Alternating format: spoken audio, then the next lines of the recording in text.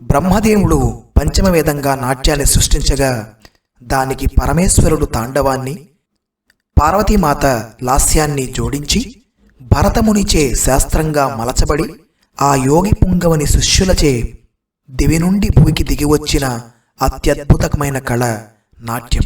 భరతుని నాట్యశాస్త్రమును అనుసరించి అనేక నృత్య రీతులు భువియందు ఉద్భవించి విరాజిల్లుతుండగా వాటిలో నాట్యశాస్త్ర సూత్రములను యథాతథంగా పాటిస్తూ సంపూర్ణ సాంప్రదాయ నాట్య కళగా సుమారు 1000 సంవత్సరాలుగా ఉనికిలో ఉన్న నర్తన కళ కూచిపూడి. కృష్ణా జిల్లా మువ్వ మండలంలోని ఒక చిన్న గ్రామంలో పుట్టిన ఈ నాట్య కళను ప్రపంచ పరివ్యాప్తం చేయడంలో వారి జీవితాలను అంకితం చేసిన భరతాచార్యులు కొందరైతే, ఇదే నాట్యకళను తమ ఉపాధిగా చేసుకుని జీవనం సాగిస్తున్న నాట్యాచార్యులు ఇంకెందరో. అయితే ప్రస్తుత విద్యా విధానం, పరుగుల ప్రపంచంలో పోటీ జీవితాలను గడుపుతున్న విద్యార్థులకు, వారికి నాట్యం నేర్పుతున్న గురువులకు వారు పొందిన అనుభవాలు, చదువులతో పాటు ఈ నాట్యకళను నేర్చుకోవడంలో వారు అవలంబించిన విధానాలను, వారి గురువుల వద్ద నుండి నేర్చుకున్న పాఠాలతో పాటు జీవితం వారికి నేర్పించిన పాఠాలను కూడా మనతో పంచుకునేందుకు రుద్రా కళాక్షేత్రం నుండి సమర్పిస్తున్న చక్కని కార్యక్రమం నా నాట్య ప్రస్థానం గురుకృపా వీక్షణం, webinar on life journey of dance gurus. ఇప్పటి వరకు వారి నాట్య జీవిత విశేషాలను మనతో పంచుకున్న నాట్యాచార్యుల వివరాలు: శ్రీమతి మధుమతి గారు బెంగళూరు, శ్రీ వసంత్ కిరణ్ గారు కదిరి, శ్రీమతి శివకుమారి గారు ఒంగోలు, శ్రీ ఘంటసాల పవన్ కుమార్ గారు విజయవాడ, శ్రీ బాలసుబ్రహ్మణ్యాచారి గారు గుంటూరు, శ్రీ లోకేష్ శర్మ గారు కాకినాడ, శ్రీ కోటి అనిల్ కుమార్ గారు హైదరాబాద్, ప్రవీణ గారు హైదరాబాద్, శ్రీమతి రూపా కిరణ్ గారు బెంగళూరు, డాక్టర్ కాజా వెంకట సుబ్రహ్మణ్యం గారు గుంటూరు, శ్రీ చింతా రవిబాలకృష్ణ గారు కూచిపూడి, శ్రీ డేగల సాంబశివరావు గారు నెల్లూరు, శ్రీ వేదాంతం దుర్గాభవానీ అమ్మగారు కూచిపూడి, శ్రీమతి భావన పెదపురోలు గారు హైదరాబాద్, శ్రీ అరవ ఆంజనేయులు గారు రాజమండ్రి, శ్రీ విక్రమ్ గౌడ్ గారు విశాఖపట్నం, శ్రీ మేడిది నాగేశ్వరరావు గారు రాజమండ్రి, శ్రీ వేదాంతం సత్య నృసింహ శాస్త్రి గారు హైదరాబాద్, శ్రీ కొండా రవి గారు తిరుపతి,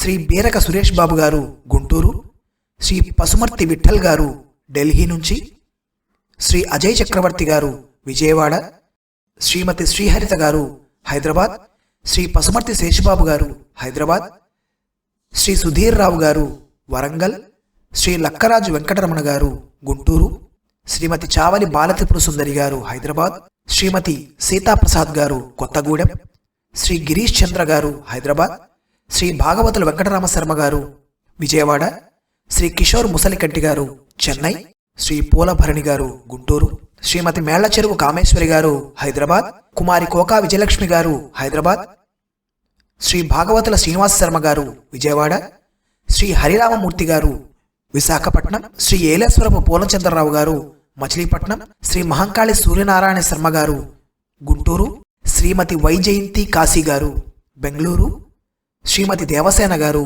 చెన్నై నుండి, శ్రీమతి రాజశ్రీ హొల్లా గారు బెంగళూరు, శ్రీ జయరామారావు గారు న్యూఢిల్లీ, శ్రీ రాజేశం గారు మంచిర్యాల, శ్రీ పఠాన్ మొహుద్దీన్ ఖాన్ గారు ప్రొద్దుటూరు, శ్రీ వేదాంతం రాధేశ్యామ్ మాస్టర్ గారు కూచిపూడి నుండి, శ్రీ ఏలేశ్వరపు చలపతి శాస్త్రి గారు హైదరాబాద్, శ్రీమతి కుప్పం పద్మజ గారు వరంగల్, శ్రీమతి వనజా ఉదయ్ గారు హైదరాబాద్, శ్రీ ఏలేశ్వరపు వెంకటేశ్వర్లు గారు గద్వాల నుండి, శ్రీ భాగవతుల సేతురాం గారు హైదరాబాద్. ఇలా ఇప్పటి వరకు దేశ విదేశాలలోని 50 మంది నాట్య గురువుల నాట్య ప్రస్థానాలను చూపించే ప్రయత్నం చేశాం. ఇక రెండవ విడతగా ఈ సంక్రాంతి నాడు మరో ఉత్తమ నాట్య గురువు యొక్క నాట్య ప్రస్థానాన్ని మీ ముందుంచే ప్రయత్నం ఇది. శ్రీ మహాగణాధిపతయ నమః. శ్రీయుత కాంతి పుంజముల చెన్నలరారు దయామురాసి, శ్రీయుత కాంతి పుంజముల చెన్నలరారు దయామురాసి, నారాయణు మేనగుర్ర ఉడురాజ కళాధరుగున్న బ్రహ్మకు ఆయపు మేనబావ అధినాధులనాదు ఘనాధినాధుకు చేయుదు భక్తి పెంపుసగ చేతులు మోడ్చి నమస్యతమ్ములన్ శ్రీవాణీ గిరిజాశ్చిరాయుదధతో వక్షోముఖాంగేషు ఏ లోకానాం స్థితిమావహం చ విహతాం స్త్రీ పుంస యోగోద్భవాం తే వేదత్రయమూర్తయః స్త్రీపురుషాః సంపూజితా వత్సురైః భూయాసు పురుషోత్తమాంబుజ భవ శ్రీకంధరా శ్రేయసే. మళ్ళీ మనం రెండవ విడతలోకి ప్రారంభం చేసుకుంటున్నాం.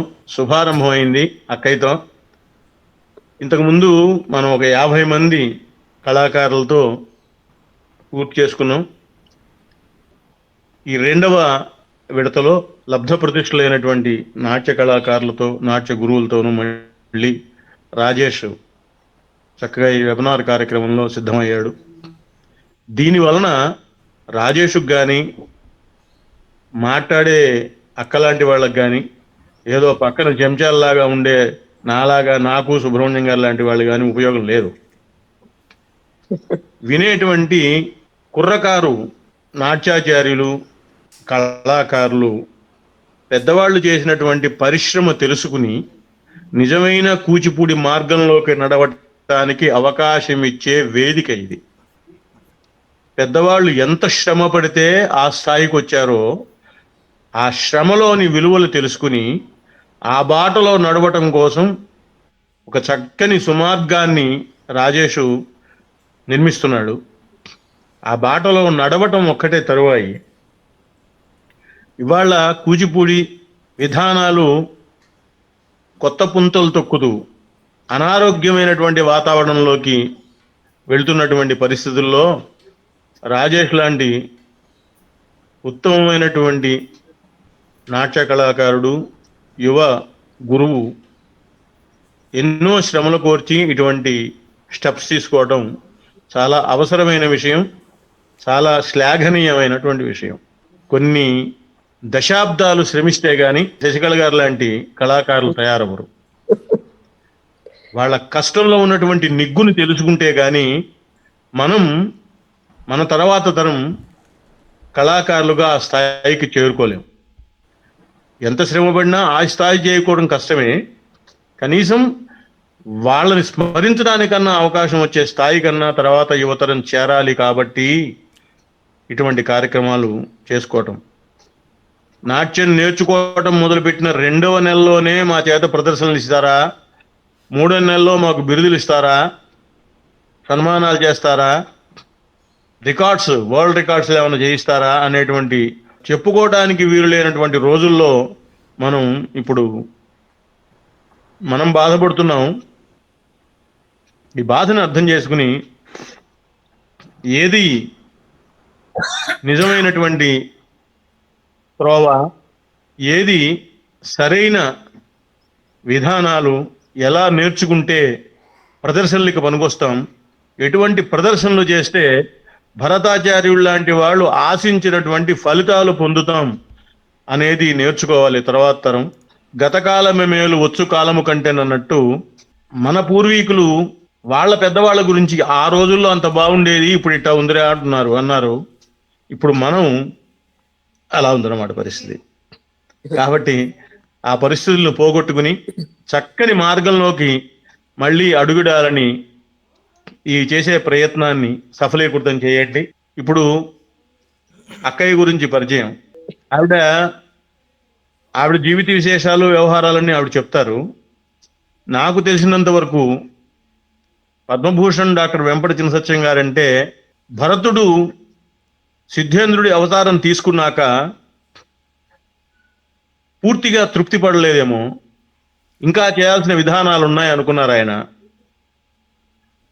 దశరూపకాలను అందించిన భరతుడు వాటితో తృప్తి పొందక ఉపరూపకాలని నిర్మించిన, ఉపరూపకాల్లో ఒకటైనటువంటి శ్రీగీతాన్ని ఆధారంగా తీసుకున్న తర్వాత జన్మలో భామాకలాపంగా అందించిన చాలక వెంపటి చినసత్యం గారి లాగా అవతారం తీసుకుని అద్భుతమైన నృత్య రూపకాలను అందించారు, నృత్య నాటికలను అందించారు. కాకపోతే నేను చెప్పిన మాటల్లో కనుక నిజం లేకపోతే ఆ మహానుభావుడు వేసినటువంటి బాటల్లో లక్షల మంది కళాకారులు ఇవాళ కళాకారులుగా జీవిస్తున్నారు, కళలోనే బ్రతుకుతున్నారు, కళ ద్వారా తింటున్నారు. ఆయన వేసిన బాట కళ కోసం బతకండి అని. చాలామంది కళ కోసం బతుకుతూనే కొందరు మాత్రం కళ మీద బతుకుతున్నటువంటి పరిస్థితులు దాపురించినాయి. ఏది ఏమైనప్పటికీ అటువంటి మహనీయుని వద్ద నేర్చుకున్నటువంటి వందలాది మంది, వేలాది మంది ఉత్తమ కళాకారుల్లో మరీ ఉత్తమంగా చెప్పుకోవాల్సినటువంటి వాళ్ళు ఎవరైనా ఉన్నారంటే, ఒక నలుగురు గురించి మాట్లాడుకోవాలంటే దాంట్లో శశికళ అక్క ఉంటారు. మాస్టర్ గారు చేసినటువంటి మేజర్ ప్రాజెక్ట్స్ లో ఆవిడ ఉత్తమమైనటువంటి గణనీయమైనటువంటి స్థానంలో ఉండి పెద్ద పెద్ద వేషాలు వేసి ఆ నృత్య రూపకాలకి చాలా వన్నె తీసుకొచ్చారు ఆవిడ.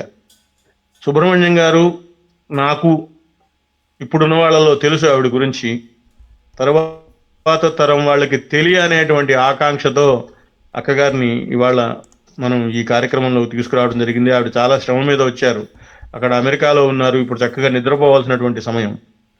ఒక రుక్మిణిగా అక్క వస్తే నిజంగా రుక్మిణి ఇలా ఉంటుందా, ఒక పార్వతిగా వస్తే పార్వతి నిజంగా ఇలా ఉంటుందా అని మనమందరం తెలుసుకోవాలి.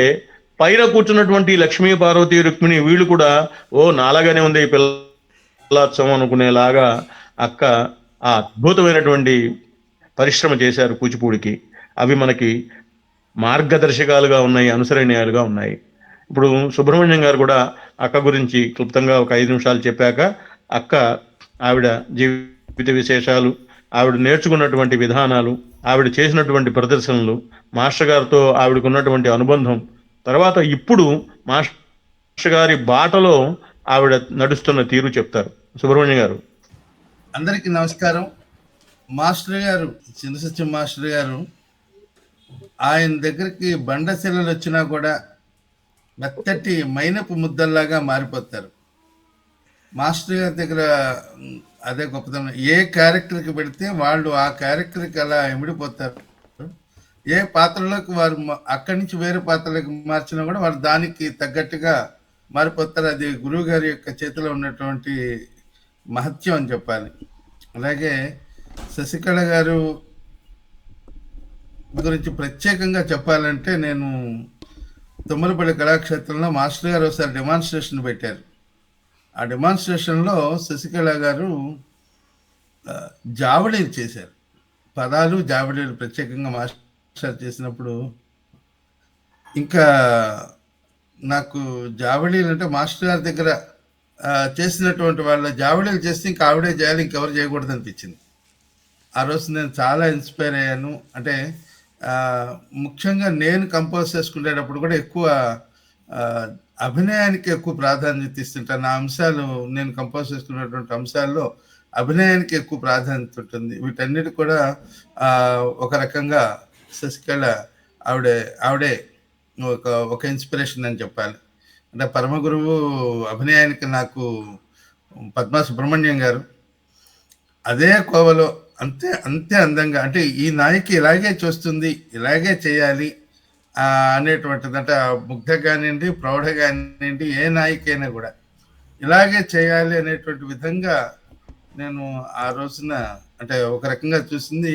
అంటే బ్యాలేలో చేయడం అనేటువంటి ఒక ఇదైతే, ఒక సోలోగా అభినయాన్ని, అంటే బ్యాలేలో అంటే ఒక ఫ్లో లాగా వస్తుంటుంది. ఒక కథ కానివ్వండి, ఒక అభినయం కానివ్వండి, స్టెప్ బై స్టెప్ వెళ్తూ ఉంటుంది. సోలో ఐటమ్స్లో ఇలా జావళీల్లో నాయికలోకి ఒక పరకాయ ప్రవేశం చేయడం అనేటువంటిది చాలా అరుదుగా ఉంటుంది. చాలా కొద్ది మందికే అది లభ్యమయ్యేటువంటివి ఒక నైపుణ్యం అని చెప్పాలి. అటువంటి నైపుణ్యాలు కలిగినటువంటి శశికళ గారు తమ అంతరంగాన్ని ఆవిష్కరిస్తున్నారు. ఆవిడకి ఈ మన రుద్ర కళాక్షేత్రం తరఫున స్వాగతం తెలుపుకుంటూ, భవిష్యత్తులో ఉన్నటువంటి కళాకారులకి అందరికి కూడా ఏంటంటే ఆ, ఎవరికి వాళ్ళకి ఏమనిపిస్తుంది అంటే నేనే గొప్ప అనిపిస్తుంటుంది. ఎవరికి వాళ్ళకి నేనే గొప్ప అనేటువంటిది అంటే అంటే ఓ 10 మంది మనల్ని పొగిడేసరికి నేనే గొప్ప అనేటువంటి. కానీ అలా కాకుండా మనకంటే ఒక గొప్ప ఉంటుంది. అంటే చీమ కంటే చీమ తినేటువంటి ఆహారం చిన్నదిగా ఉంటుంది, చీమ పెద్దదిగా ఉంటుంది. అలా పెద్ద దాంట్లో పెద్దది. విశ్వం కూడా ప్రపంచంలో ఈ విశ్వగోళాల మధ్యలో మన భూమి అంతుంటుంది.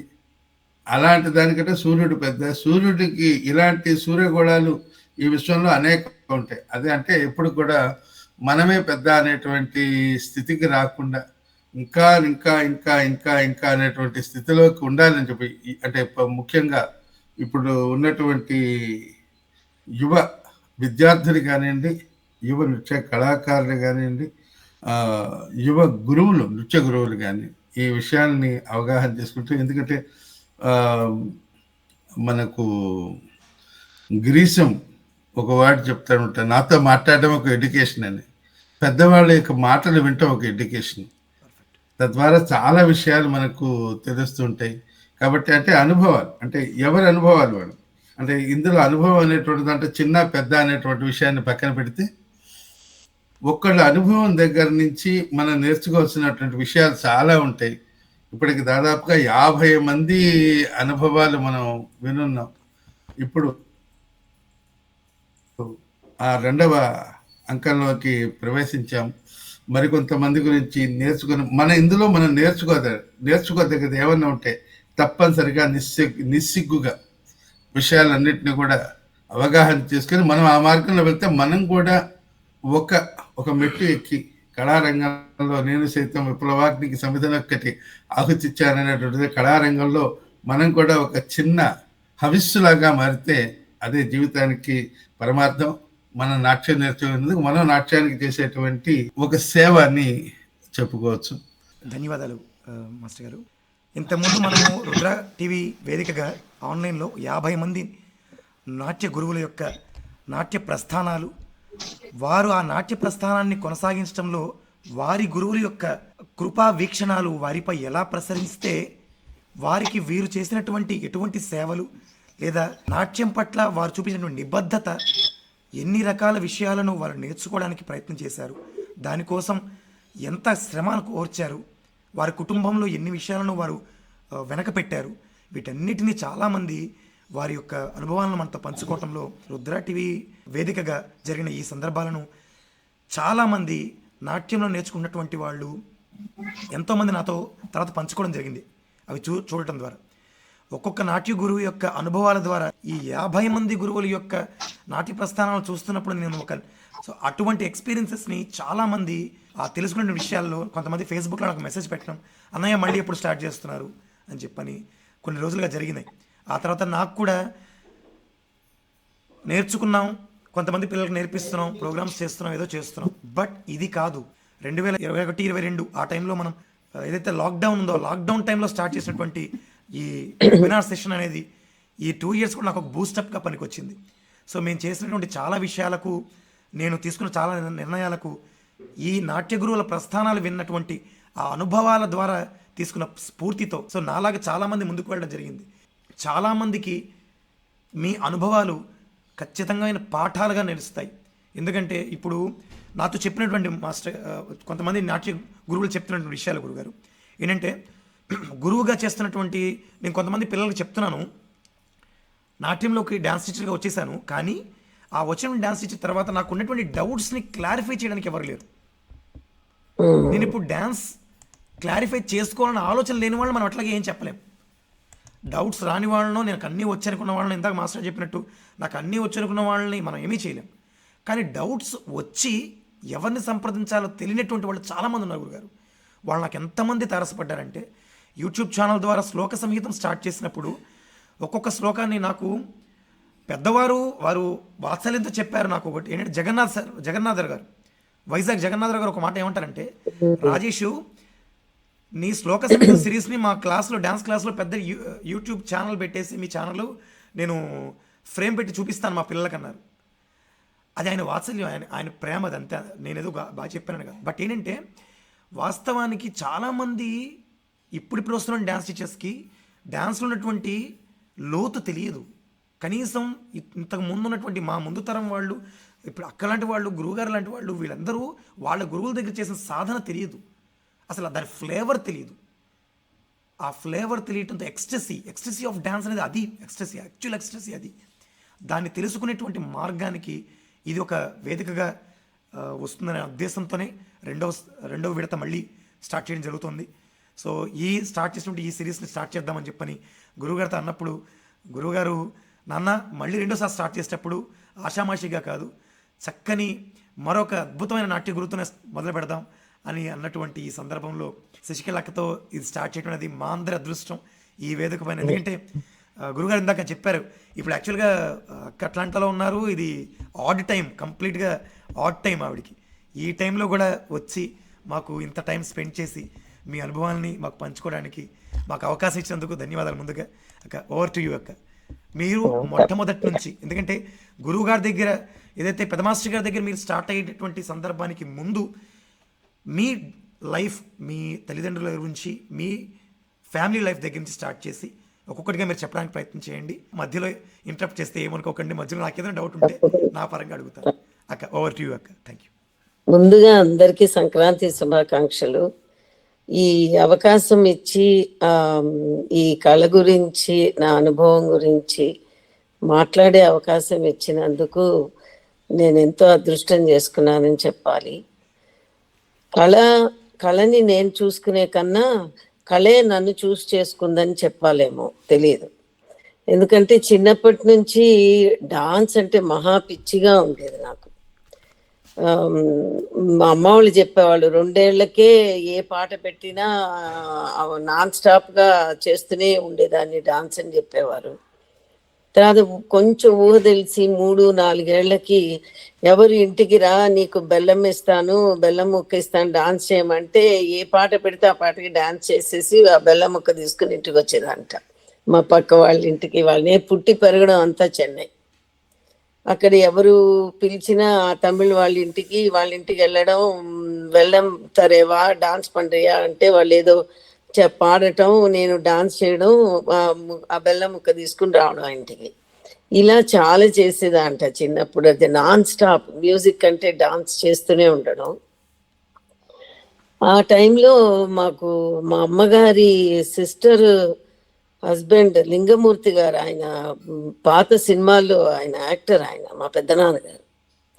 ఆయనకి మాస్టర్ గారితో చాలా పరిచయం ఉండేది. అప్పుడు వెంపటిచిన సత్యం గారు నాకు తెలుసు, ఆయన సినిమాల్లో అంత నృత్యం అంత కోరియోగ్రాఫ్ చేస్తుంటారు, వీళ్ళని ఎక్కడా పెట్టకండి, నేనే తీసుకెళ్తాను ఆయన దగ్గరకని ఆయన 7 ఏళ్ళు అప్పుడు తీసుకెళ్లారు మాస్టర్ గారి దగ్గరికి లింగమూర్తి గారు. మాస్టర్ గారు అన్నారు, వీళ్ళు చాలా చిన్నవాళ్ళు, అండ్ మా అక్కయ్య కూడా నలివి కూడా ఉండేది, ఇద్దరిని తీసుకెళ్తే వీళ్ళు చాలా చిన్నవాళ్ళు, ఇంకొక ఏడాది తర్వాత రండి అని చెప్పారు ఆయన. సో చాలా నిరుత్సాహంగా ఇంటికి వచ్చాము, ఎందుకంటే డాన్స్ చేసేస్తున్నాం, నేర్చుకున్నాము అని ఆ ఊహతో వెళ్ళాము.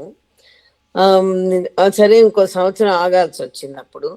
అప్పుడు ఆగి మా అమ్మ వాళ్ళు కూడా ఏంటంటే లక్కీగా ఇంకెక్కడా పెట్టకుండా వాళ్ళు ఆ సంవత్సరం వెయిట్ చేశారు. మాస్టర్ గారి ఆయన దగ్గరే శిష్యరికం పొందాలి అని అక్కడికే వెళ్ళి మళ్ళీ సంవత్సరం తర్వాత మళ్ళీ తీసుకెళ్ళి జాయిన్ చేశారు. జాయిన్ చేసినట్ట అప్పుడు యాక్చువల్గా నాట్యం మొదలు పెట్టాను మాస్టర్ గారి దగ్గర, అడవులు. అప్పటి నుంచి నా దశ తిరిగిందనే అనుకోవాలి నేను. ఎందుకంటే నేను అనుకుంటున్న డాన్స్ నేర్చుకుంటున్నాను అంటే ఊహ, ఇది కూచిపూడి అన్న ఊహ ఎక్కువ లేదు, కానీ డాన్స్ నేర్చుకుంటున్నాను అనే ఒక ఆనందం, ఒక ఏదో పట్టరాని పగ్గాలు లేకుండా వెళ్ళిపోతున్న ఆనందంగా ఉండేది. నేను మా అక్కయ్య కూడా అట్లాగే ప్రతిరోజు సాయంత్రం స్కూల్ నుంచి వచ్చి, అప్పుడు శారదా విద్యాలయాలో చదువుకునేవాళ్ళం, ఇంటి దగ్గరే టీ నగర్ ఏరియాలో, అక్కడి నుంచి రోజు వెళ్ళడం. మా అమ్మగారికి, ఆవిడకి మ్యూజిక్ అంటే చాలా ఇష్టం. ఆవిడ స్టెల్లా మేరీస్ కాలేజ్లో మ్యూజిక్ చేశారు. ఆవిడ క్వీన్ మేరీస్ కాలేజ్లో మెడ్రాస్లోనే. అందుకని ఆవిడ ఎలాగన్నా మన పిల్లలు కూడా కళలోనే ఉండాలి అని ఆవిడకి చాలా ఉండేది. తర్వాత మాకు సంగీతం కన్నా డాన్స్ మీద దృష్టి ఉండడంతో మాస్టర్ గారి దగ్గర తీసుకెళ్ళి పెట్టడం, అలా నేర్చుకోవడం మొదలైంది. మా నాట్యం ప్రపంచం అక్కడ మొదలైంది. అలా నేర్చుకుని చేరిన 75లో చేరాం మేము మాస్టర్ గారి దగ్గర, 1975. అప్పుడు బాలగారు మాకు మాస్టర్ గారు 2 అడుగులు నేర్పించిన తర్వాత బాలక్క వచ్చారు. ఆవిడ స్టార్ట్ చేసి ఆవిడ నేర్పించి తర్వాత మెల్లమెల్లగా చేయడము. ఆ సంవత్సరమే మాస్టర్ గారు చండాలిక చేయించారు, 76 అనుకుంటా, 1976. అందులో ఒక చిన్న పాత్ర ఇచ్చారన్నమాట. ముందర ఒక ప్రేయర్ సాంగ్లో చేయించడానికి అవకాశం ఇచ్చారు. అక్కడి నుంచి మెల్లమెల్లగా మాస్టర్ గారి బ్యాలెన్స్లో, శ్రీనివాస్ కళ్యాణంలో చెలికెత్తలుగా అలా చిన్న చిన్న వేషాలు వేస్తూ ఇంకా నాకు చదువు కన్నా డాన్సే ప్రపంచంగా ఉండేది. స్కూల్కి వెళ్ళాలంటే ఇబ్బందిగా ఉండేది నాకు. డాన్స్కి ఎట్లాగన్నా స్కూల్ ఎగ్గొట్టి డాన్స్కి వెళ్ళాలి అన్నంత ఇదిగా ఉండేది. కానీ 2 మా అమ్మ స్కూల్కి వెళ్తేనే డాన్స్ అన్నట్టుగా అప్పుడు ఇది కూడా ఉండాలి అన్నట్టుగా కొంచెం చెప్పడంతో స్కూల్కి కూడా వెళ్ళడం రావడం అట్లాగా. తర్వాత 81లో మొట్టమొదటిసారిగా అంటే నాకేంటంటే ప్రతిదీ ఏదన్నా కూడా ఒకసారి చూస్తే పట్టేసే ఒక ఇంట్రెస్ట్ ఉంది అట్లాగా. అంటే ఏ పాత్ర అయినా సరే మాస్టర్ గారు బ్యాలెన్స్ అన్నిట్లో కూడా నేను అక్కడే కూర్చుని చూడటం, వేరే వేరే చేసేదాన్ని కాదు. మాస్టర్ గారు బ్యాలెన్స్ అందరి పాత్రలు బుర్రలో మెమరైజ్ చేసేదాన్ని, అన్ని ప్రాక్టీస్ చేసేదాన్ని. మాస్టర్ గారు అక్కడ ఎవరు లేరు, శశికళ నువ్వు వెళ్ళి చెయ్యి అనగానే వెళ్ళిపోయి చేసేదాన్ని. అంత అంత ఇదిగా ఉండేది. ఆయన కూడా మాస్టర్ గారు కూడా ఏంటంటే ఆయన నేర్పించే విధానం అది నాకు ఒక అవగాహన, 13 ఏళ్ళు అట్లా అవగాహన వచ్చిన తర్వాత నాకు ఇంకా అదే దృష్టి, ఆయన ఏం చెప్తే అదే చేయడం అన్నమాట. కాపీ కొట్టేసేదాన్ని. అభినయం కూడా అంత అవగాహన ఉండేది కాదు నాకు. శోభానాయుడు గారు వీళ్ళందరినీ చూసి వాళ్ళు ఎట్లా చేస్తే అట్లా నేను చెయ్యాలి అని ఒక పట్టుదలతో వాళ్ళంతా అప్పుడు స్టాల్ వార్డ్స్ ఉంది అకాడమీ. మంజు భార్గవి గారు, శోభానాయుడు గారు, బాలక్క, అనుపమక్క, ఇంకా చాలా మంది, కామదేవి, వీళ్ళందరూ ఉండేవాళ్ళు బాగా అహెడ్ ఆఫ్ అస్. వాళ్ళందరినీ చూస్తే ఇంకా మేము ప్రపంచాన్నే మర్చిపోయేవాళ్ళం. అంతే, ఆ సాధన, ఆ ప్రాక్టీస్ గంటలు గంటలు చేసేవాళ్ళు వాళ్ళు. మేము ఏదో నా స్టెప్స్ జతులు నేర్చుకునేవాళ్ళం. అది అయిన తర్వాత ఇంటికి వెళ్ళే వాళ్ళం కాదు. నేను మా అక్కయ్య అక్కడే కూర్చునేవాళ్ళం. అక్కడే కూర్చుని వాళ్ళందరినీ చూసేవాళ్ళం. మాస్టర్ గారు వెనక్కి తిరిగేవారు, వీళ్ళేంటి ఇంకా ఇంటికి వెళ్ళలేదు అన్నట్టుగా, ఇది చిన్నపిల్లలు కదా ఇక్కడ ఉన్నారేంటి అన్నట్టు చూసేవారు వెనక్కి తిరిగి కూడా. అప్పుడు ఇలా దాక్కునే వాళ్ళం, ఎవరున్నా ఉంటే వాళ్ళ వెనక దాక్కునే వాళ్ళం. అట్లా చూడడం బాగా ఒక ఒక రకంగా ఆ సీనియర్ డాన్సర్స్ చేయడము, వాళ్ళని చూసి చాలా నేర్చుకున్నాం మేము. ఏంటంటే మేము స్వతహాగా నేర్చుకోవడం తీరు కన్నా వాళ్ళకి మాస్టర్ గారు నేర్పిస్తున్నప్పుడు వాళ్ళు ఎట్లా చేస్తున్నారు, మాస్టర్ గారు ఎలా నేర్పిస్తున్నారు, చూసే చాలా నేర్చుకున్నాం మేము. అది చాలా జ్ఞానం కలిగించింది. First thing, watching the class is most important thing for any student. మనం చేయడం కాకుండా వేరే వాళ్ళు చేస్తున్నది, వాళ్ళు ఎలా చేస్తున్నారు అని అవగాహన తెచ్చుకోవడం కూడా ఒక ప్లస్ పాయింట్ అయింది మా అందరికీ కూడా అప్పుడు. ఆ తర్వాత 81లో మాస్టర్ గారు సడన్గా శోభానాయుడు గారు అకాడమీ హైదరాబాద్లో పెట్టడం, ఆవిడ దాంతో బిజీ అయిపోవడము. ఒక ప్రోగ్రాం భామా కలాపం, అది మెడ్రాస్లో ఉండేది. అది ఆ ప్రోగ్రాంకి సడన్గా ఆవిడ వస్తానని, మేము అప్పుడు జడవృత్తాంతం చేసేవాళ్ళం, నేను ఇంకొక అమ్మాయి రత్న అని ఉండేది. సడన్గా ఆవిడ నేను రాలేనని చెప్పినట్టున్నారు. మాస్టర్ గారు అన్నారు, శశికళ నువ్వు వేస్తావా బామ అన్నారు. సత్యభామ నువ్వు వేయాలి అన్నారు. అసలు నాకు ఫస్ట్ టైము అది నేను ఇప్పటికీ మర్చిపోలేని అనుభవం నాకు. అది ఏంటంటే నాకు చూసి ఏదో వాళ్ళ పక్కన చిలికెత్తలుగా లేకపోతే ఒక జడ వృత్తాంతం చేయటం, ఇట్లాంటి పాత్రలు చేశాను, కానీ సడన్గా నాకు ఒక్కసారి నువ్వు సత్యభామ చేస్తావా అని అన్నారు మాస్టర్ గారు. అంటే నాకు ఆ, చాలా ఉత్సాహం వచ్చేసింది.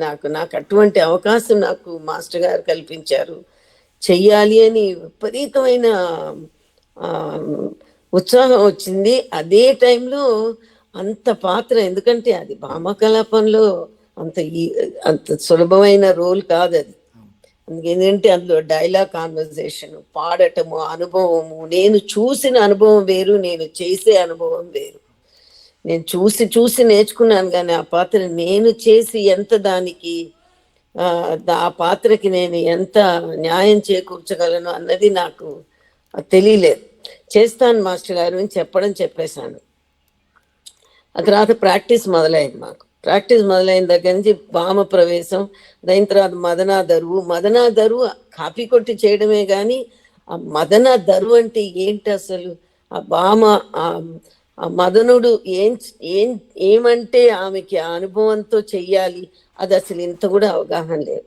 అది ఎలా నేర్చుకున్నానంటే మాస్టర్ గారు జస్ట్ అలా కూర్చుని మదనా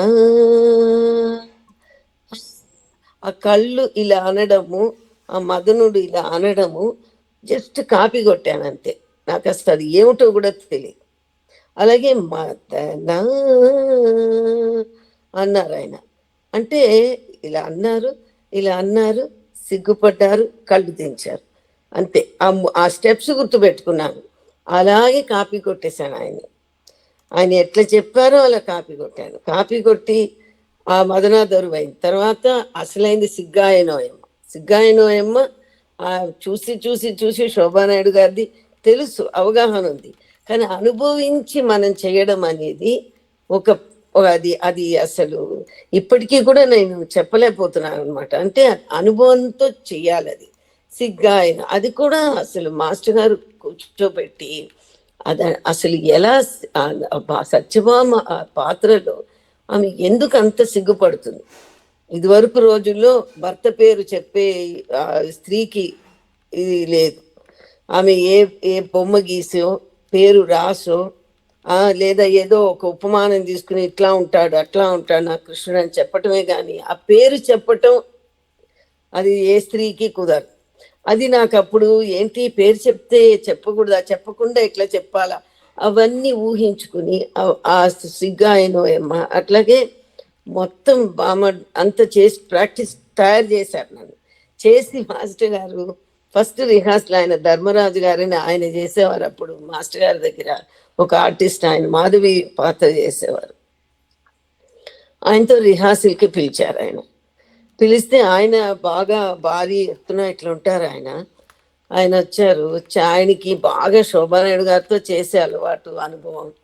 నా పక్కన చేశారు. ఆయన చేసినప్పుడు నాకు కొంచెం భయం వేసింది ఆయన పక్కన చేయడం. ఆయన అంత పెద్ద ఆర్టిస్ట్, పైగా శోభక్కతో చాలా చేశారు. నాతో ఎలా ఉంటుందో అని కొంచెం బెరుకుగానే ఉండేది ఆ రిహార్సల్. వెంటనే ఆయన ఆ వెనకాల మాస్టర్ గారి స్కూల్లో చిన్న పాక ఉండేది, ఆ పాకలో మాకు ఈ రిహార్సల్ నడుస్తుంది. వెంటనే ఆయన మాస్టర్ గారు ఈ పిల్ల సరిగా లేదండి అనేసి వెళ్ళిపోయారు. అనేసరికి ఏమయ్యా చేస్తుందయ్యా అన్నారు మాస్టర్ గారు. అంటే ఈ పిల్ల సరిగా లేదండి, ఈ పిల్లకి అభినయం రావట్లేదండి అనేసి వెళ్ళిపోయారు. వెళ్ళిపోతే ఇంకా నాన్ స్టాప్ నాకు అసలు దుఃఖం ఆగలేదు. ఆయన అట్లా అన్నారు అని చాలా దుఃఖం వచ్చేసింది. అక్కడే బడబడ ఏడవడం మొదలు పెడితే మాస్టర్ గారు గట్టిగా వీపు తట్టి, ఎవరైనా ఇట్లా ఏడుస్తారా, రాకపోతే సాధిస్తే వస్తుంది కానీ ఏడిస్తే వస్తుందా, అదే వస్తుంది, ఏం పర్వాలేదు, నేను పిలుస్తాను, ధర్మరాజు మళ్ళీ పిలుస్తాను. ఆయన దాదాపు ఒక 3-4 రిహార్సల్ అసలు పిలిచినా రాలేదు. ఆయన రాకపోయేసరికి ఇంకా నేను ఈ పాత్రకి నేను అర్హురాల్ని కాదని అర్థమైపోయింది నాకు. నేను మాస్టర్ గారితో అన్నాను, మాస్టర్ గారు నేను సరిగా చేస్తానండి ఈ పాత్ర. నువ్వు సరిగానే చేస్తావులే, చెయ్యి అని కొంచెం తట్టి చెప్పారు. కానీ అప్పుడు నాకు కొంచెం బెరుకుగానే ఉండేది. తర్వాత ఫైనల్ రిహార్సల్స్కి వచ్చారు ఆయన. వచ్చిన తర్వాత కొంచెం ధైర్యం వచ్చింది. రెండోసారి ఆయన వచ్చిన కొంచెం ధైర్యం వచ్చింది చేయడానికి. అప్పుడు చేసిన తర్వాత మాస్టర్ గారు బాగా చేసామమ్మా, నెక్స్ట్ టైం ఇంకా బాగా చేయాలి అన్నారు. అది నా ఫస్ట్ అనుభవం సత్యభామ పూర్తిగా భామకలాపం డ్రామాలో ఆ డైలాగ్స్ చెప్తూ చేయడము. అంత 2 గంటలు అది ఇంతకుముందు ఎప్పుడూ చేయలేదు. దాంతో చాలా నేర్చుకున్నాను నేను. అంటే ఒక పాత్రని అభినయం ఎట్లా సస్టైన్ చేయాలి, ఆ క్యారెక్టర్ ఎలాగా అవగాహన చేసుకోవాలి. మనం ఆయన ఇందాక ఆయన చెప్పారు సుబ్రహ్మణ్య గారు, పరకాయ ప్రవేశం ఎట్లా చెయ్యాలి ఒక క్యారెక్టర్లోకి, ఆ క్యారెక్టర్ అయిపోవాలి. మాస్టర్ గారు చెప్పేవారు, ఏదైనా చేస్తే ఆ క్యారెక్టర్ అయిపోవాలి, నువ్వు చేస్తున్నట్టు ఉండకూడదు, నువ్వు ఆ క్యారెక్టర్ అయిపోవాలని. ఆ తర్వాత అనుభవం శ్రీనివాస్ కళ్యాణం. దాని తర్వాత మేజర్ అనుభవం నాకు 87 రష్యా టూర్ వెళ్ళినప్పుడు చండాలిక చేయడం ఒకటి. అది కొన్ని సందర్భాలు మాస్టర్ గారి అభినయం ఎలా ఉండేదంటే, నాకు చాలా మటుకు తెలిసి, నాకు నాట్యం మీద అవగాహన, ఒక దాని మీద ఒక ఇది రావడానికి కారణం అభినయం మీద ఒక అవగాహన. కానీ చాలా మాస్టర్ గారు అని చెప్పాలి, గురువు గారనే చెప్పాలి. చిన్నవే అవి, కానీ అవి చాలా పెద్ద తేడా తీసుకొస్తాయి మనం చేసే అభినయంలో. చిన్న కను సైగలు, కను చూపు చూడటము, ఇవన్నీ కూడాను అవి ఆయన ఎక్కడ వదిలిపెట్టేవారు కాదు. సరే పోన్లేని తర్వాత చేస్తుంది అని వదిలిపెట్టేవారు కాదు ఆయన. చాలా కోపం వచ్చేది ఆయనకి అనుకున్నది అభినయం రాకపోతే. 84 ఒకసారి అమెరికాలో కూడా ఇట్లాగే ఫస్ట్ టైం నేను పద్మావతి చేయడం, శ్రీనివాస్ కళ్యాణంలో లక్ష్మీ పాత్ర, పద్మావతి అంతా శోభానాయుడు గారే చేసేవారు. అప్పుడు కూడా ఫస్ట్ టైం నా పూర్తి పాత్ర రావడం. అప్పటికి కొంచెం అవగాహన ఉంది, ఈ అభినయం కొంచెం అలవాటు అయ్యి, కొంచెం ఇట్లా చేయాలి ఇలా దీని పాత్ర అని కొంచెం ఉంది, పూర్తిగా కాదు. శ్రీనివాస్ కళ్యాణ్లో ఒక అతడెవ్వడే పద్మావతి శ్రీనివాసుని చూసిన తర్వాత పాడుతుంది ఆమె, చెలికత్తెలతో చెప్తుంది, కనుదుదల చిలిపి పిలుపు. ఆ చిలిపి పిలుపు అన్న ఒక అభినయము కొన్ని ఉన్నాయి. ఆయన సిగ్నేచర్, మాస్టర్ గారి సిగ్నేచర్ ఆ ఎక్స్ప్రెషన్స్. అవి ఆయన సరిగ్గా రాకపోతే ఆయన ఊరుకునేవారు కాదు. సో ఆయన ఏం చెప్పారు, శశికళ ఇలా రా అని పిలిచారు. ఒక I think Los Angeles program అనుకుంటాను. ప్రోగ్రామ్ ముందరే ఆయన నన్ను పిలిచారు.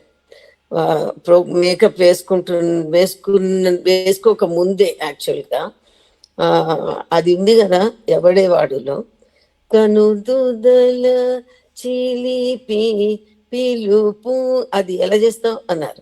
అలా చేసి చూచా, అలాగా అందుచే కనుదుదల చిలిపి పిలుపు అలా అనాలి అన్నారు.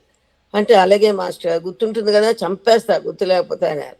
అంటే అలాగే మాస్టర్, స్టేజ్ మీదకి వెళ్ళి పూర్తిగా మర్చిపోయాను ఆయన చెప్పిన కరెక్షన్. చెప్పి మామూలుగా కనుదుద్దల చిలిపి పిలుపు, ఆ చిలిపి అన్నది జస్ట్ చిలిపి అన్నది రావాలి. అది రాలేదని మీరు నమ్మరు అసలు. అంత డిన్నర్లో కూర్చున్నాము ప్రోగ్రామ్ అయ్యి, ఇప్పటికీ నాకు తలుచుకుంటే చాలా, అంటే అలాంటి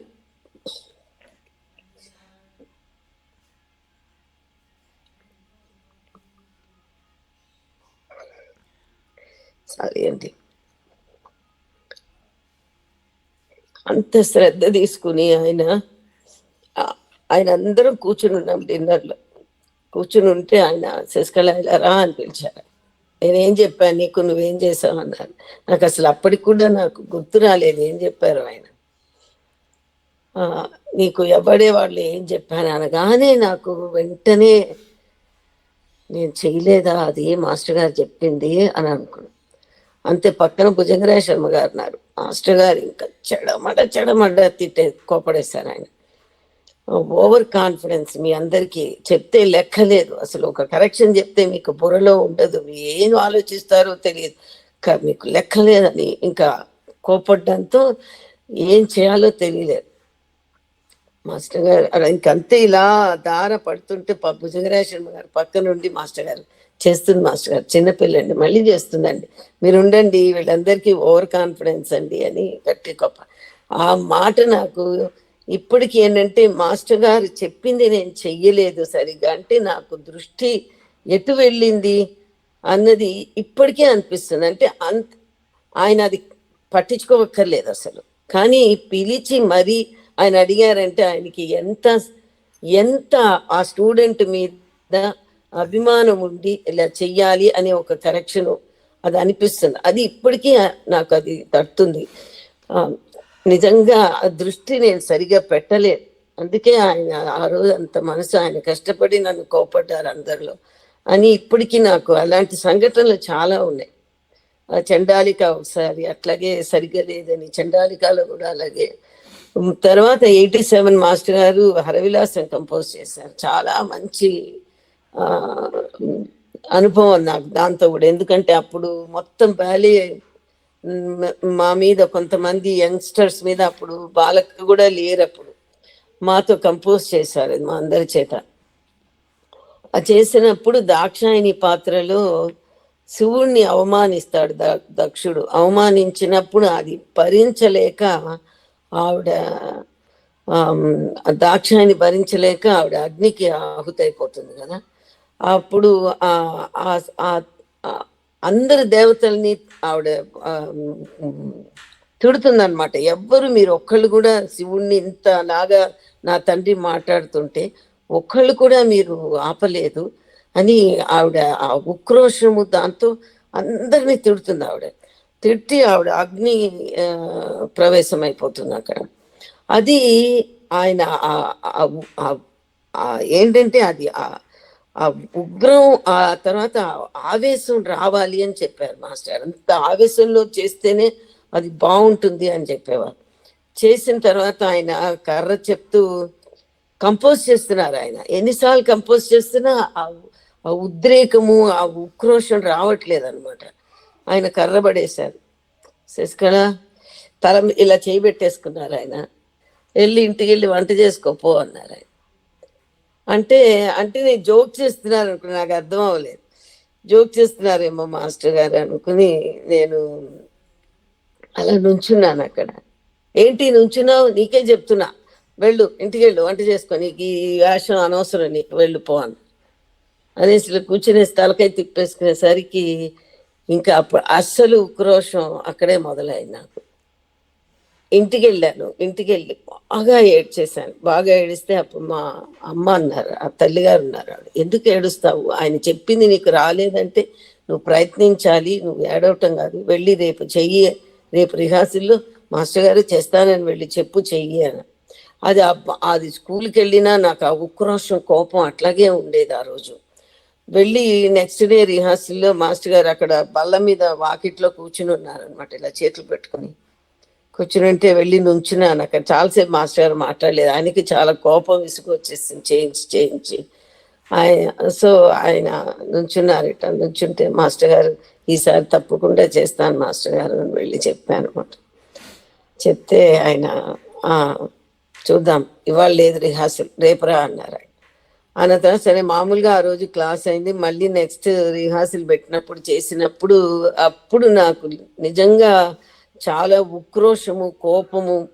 నిజంగా నేను అంటే అప్పుడు నాకు అర్థమైంది, అంటే ఎంత మనం ఇన్వాల్వ్ అవ్వాలి ఒక పాత్రకి. ఏదో ఊరికి పాత్ర చేయడం కాదు అది, అంటే దాంట్లో మనకు అర్థమయ్యేది ఏంటంటే ఆ పాత్రలో ఎంత వెళితే దానికి మనం న్యాయం చేకూర్చి ఆ దాక్షాయిని చూడాలి అందరూ. మనం యాక్ట్ చేయడం కాదు, మనం దాన్ని ఏదో చేయడం కాదు, పోషించడం కాదు, అది అవ్వాలి, మనం ఆ పాత్ర అవ్వాలి.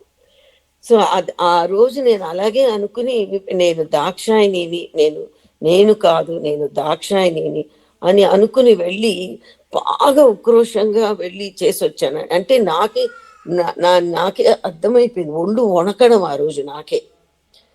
ఓ మునివర్యులార నిగమోదయ పుణ్య విచారుల అని ఆవిడ వణికిపోయి అందరినీ శాపించినట్టుగా కోపడుతుంది, అరుస్తుంది అందరి మీద. అరిచి అప్పుడు అగ్నిని ఆహ్వానిస్తుంది అనమాట. ఆవిడ ఆహుతి అయిపోతుంది.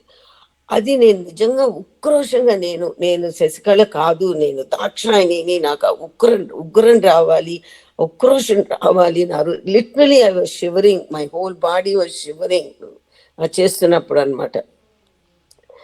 అది చేసి అయిపోయిన తర్వాత నాకు కాసేపు పట్టింది నేను మళ్ళీ తేరుకోవడానికి కూడా.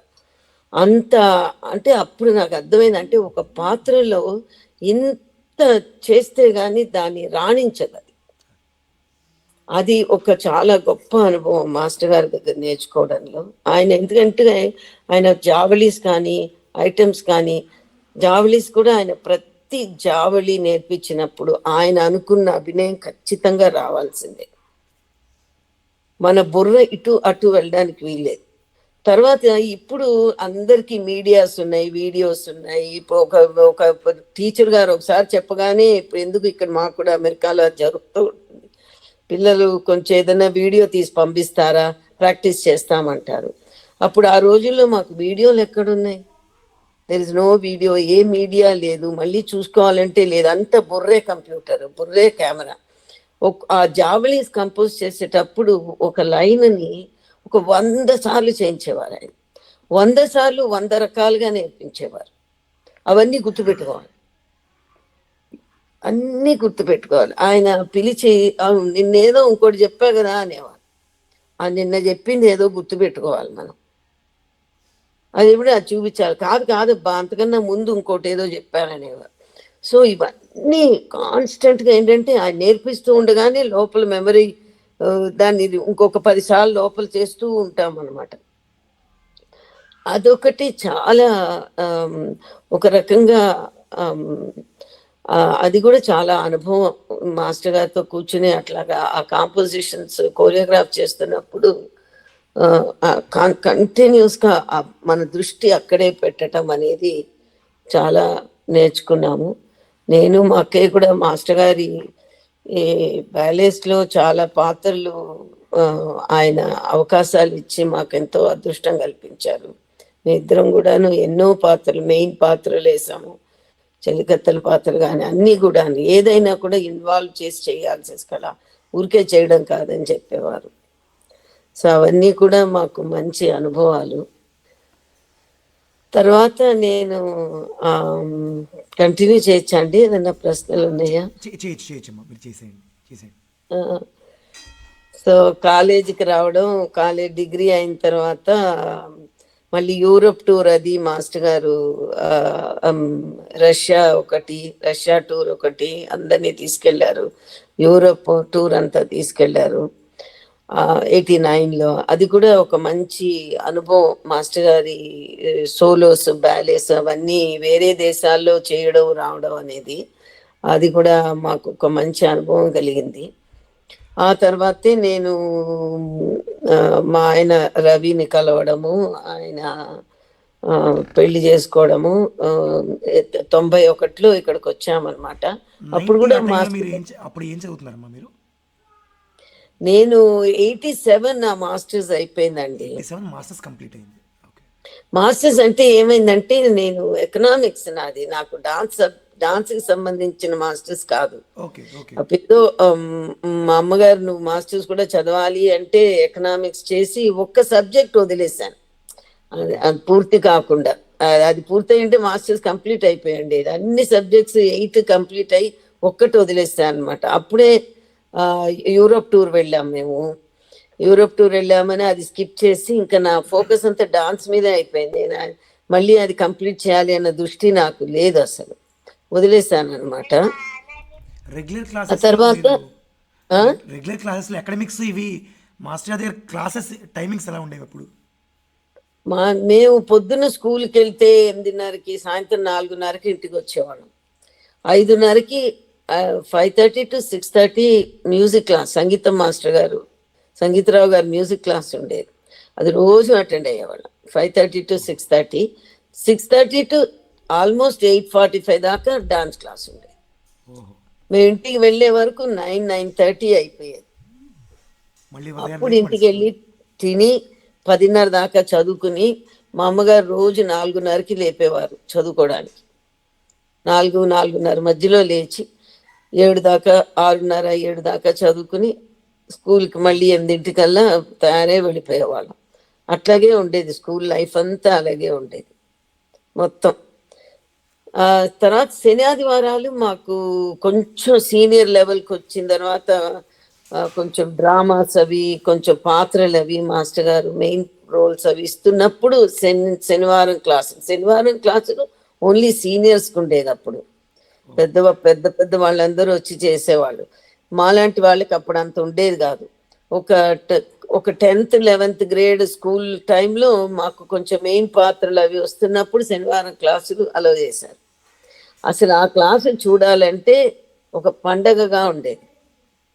ఎందుకంటే అందరూ సీనియర్ స్టూడెంట్స్, వాళ్ళు చేస్తుంటే అసలు చూసే నేర్చుకోవచ్చు. అసలు ఆ సీనియర్స్ ఆ పద్ధతి వాళ్ళ అందులో ఏంటంటే మాస్టర్ గారు ఒక్క ఐటెంకి గ్యాప్ ఇచ్చేవారు కాదు.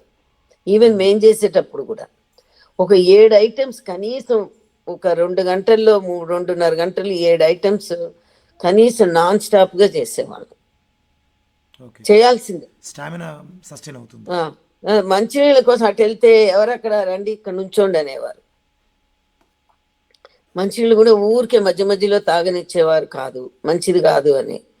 అంత ఎండలో, చెన్నైలో చాలా వేడి ఉండేది కూడా కదా, ఆ వేడికి అంతసేపు అందరం అంటే ఆ స్టామినా ఇవాల్టి వరకు ఇంకా ఉంది అంటే కారణం ఆ ప్రాక్టీస్లే. అంతే. ఆ ప్రాక్టీస్లు ఆ మాస్టర్ గారు అసలు కూర్చో పెట్టేవారు కాదు.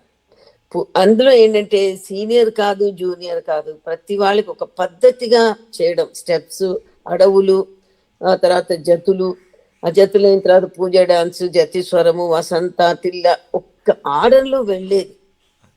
ఆ ఆర్డర్లో అందరూ చేయాల్సిందే, సీనియర్స్ అయినా జూనియర్స్ అయినా.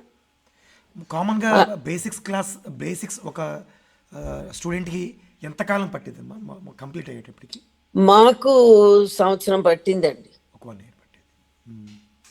రోజు క్లాసులు వెళ్ళేవాళ్ళం, ఒక్క రోజు కూడా మానేవాళ్ళం కాదు. వాన వచ్చినా వరద వచ్చినా క్లాస్ మాత్రం మానడం లేదు. మాస్టర్ గారు కూడా అది ఇష్టంగా ఉండేది, స్టూడెంట్స్ రెగ్యులర్గా రావాలి. ఆయన ఒక్క రోజు మిస్ అయినా నెక్స్ట్ డే అడిగేవారు ఎందుకు రాలేదని. ఒక 2 రోజులు వెళ్ళకపోతే ఎవరో ఒకళ్ళు మనిషిని పంపించేవారు, ఎందుకు చర్చకలు రాలేదో కనుక్కురండి అని. అంత అంత మాస్టర్ గారు శ్రద్ధ చూపించారు. అది మా అదృష్టం, ఏ జన్మలో చేసుకున్న అదృష్టమో. అలాంటి గురువు గారు వచ్చి అంత శ్రద్ధ చూపించి పిల్లల మీద, మేము టూర్ అది వెళ్తుంటే కూడా చాలా శ్రద్ధ చూపించేవారు ఆయన, ఎలా ఉన్నారు అందరూ అని. అవన్నీ బాగుండేది. తర్వాత 90 మా మ్యారేజ్ 91 అమెరికాకు వచ్చామన్నమాట. అప్పుడు కూడా మాస్టర్ గారికి నేను అమెరికాకి రావడం అంత పాప ఆయనకి ఇష్టం లేదు. నువ్వు పర్ఫార్మర్వి, నువ్వు వెళ్ళిపోతున్నావు, నువ్వు అక్కడ వెళ్ళి ఏం చేస్తావో, నువ్వు వెళ్ళి వంట చేసుకోవాలి అనేవారు మాస్టర్ గారు. ఇక అక్కడ వేరేం ఉండదు అని. తర్వాత మా ఆయన్ని పిలిచి చెప్పారు, ఆమె పర్ఫార్మర్, అక్కడ వెళ్ళి వంట చేయడం కాదు, నువ్వు ఆమెను ఎంకరేజ్ చేయాలి అని చెప్పారు మా ఆయనకి.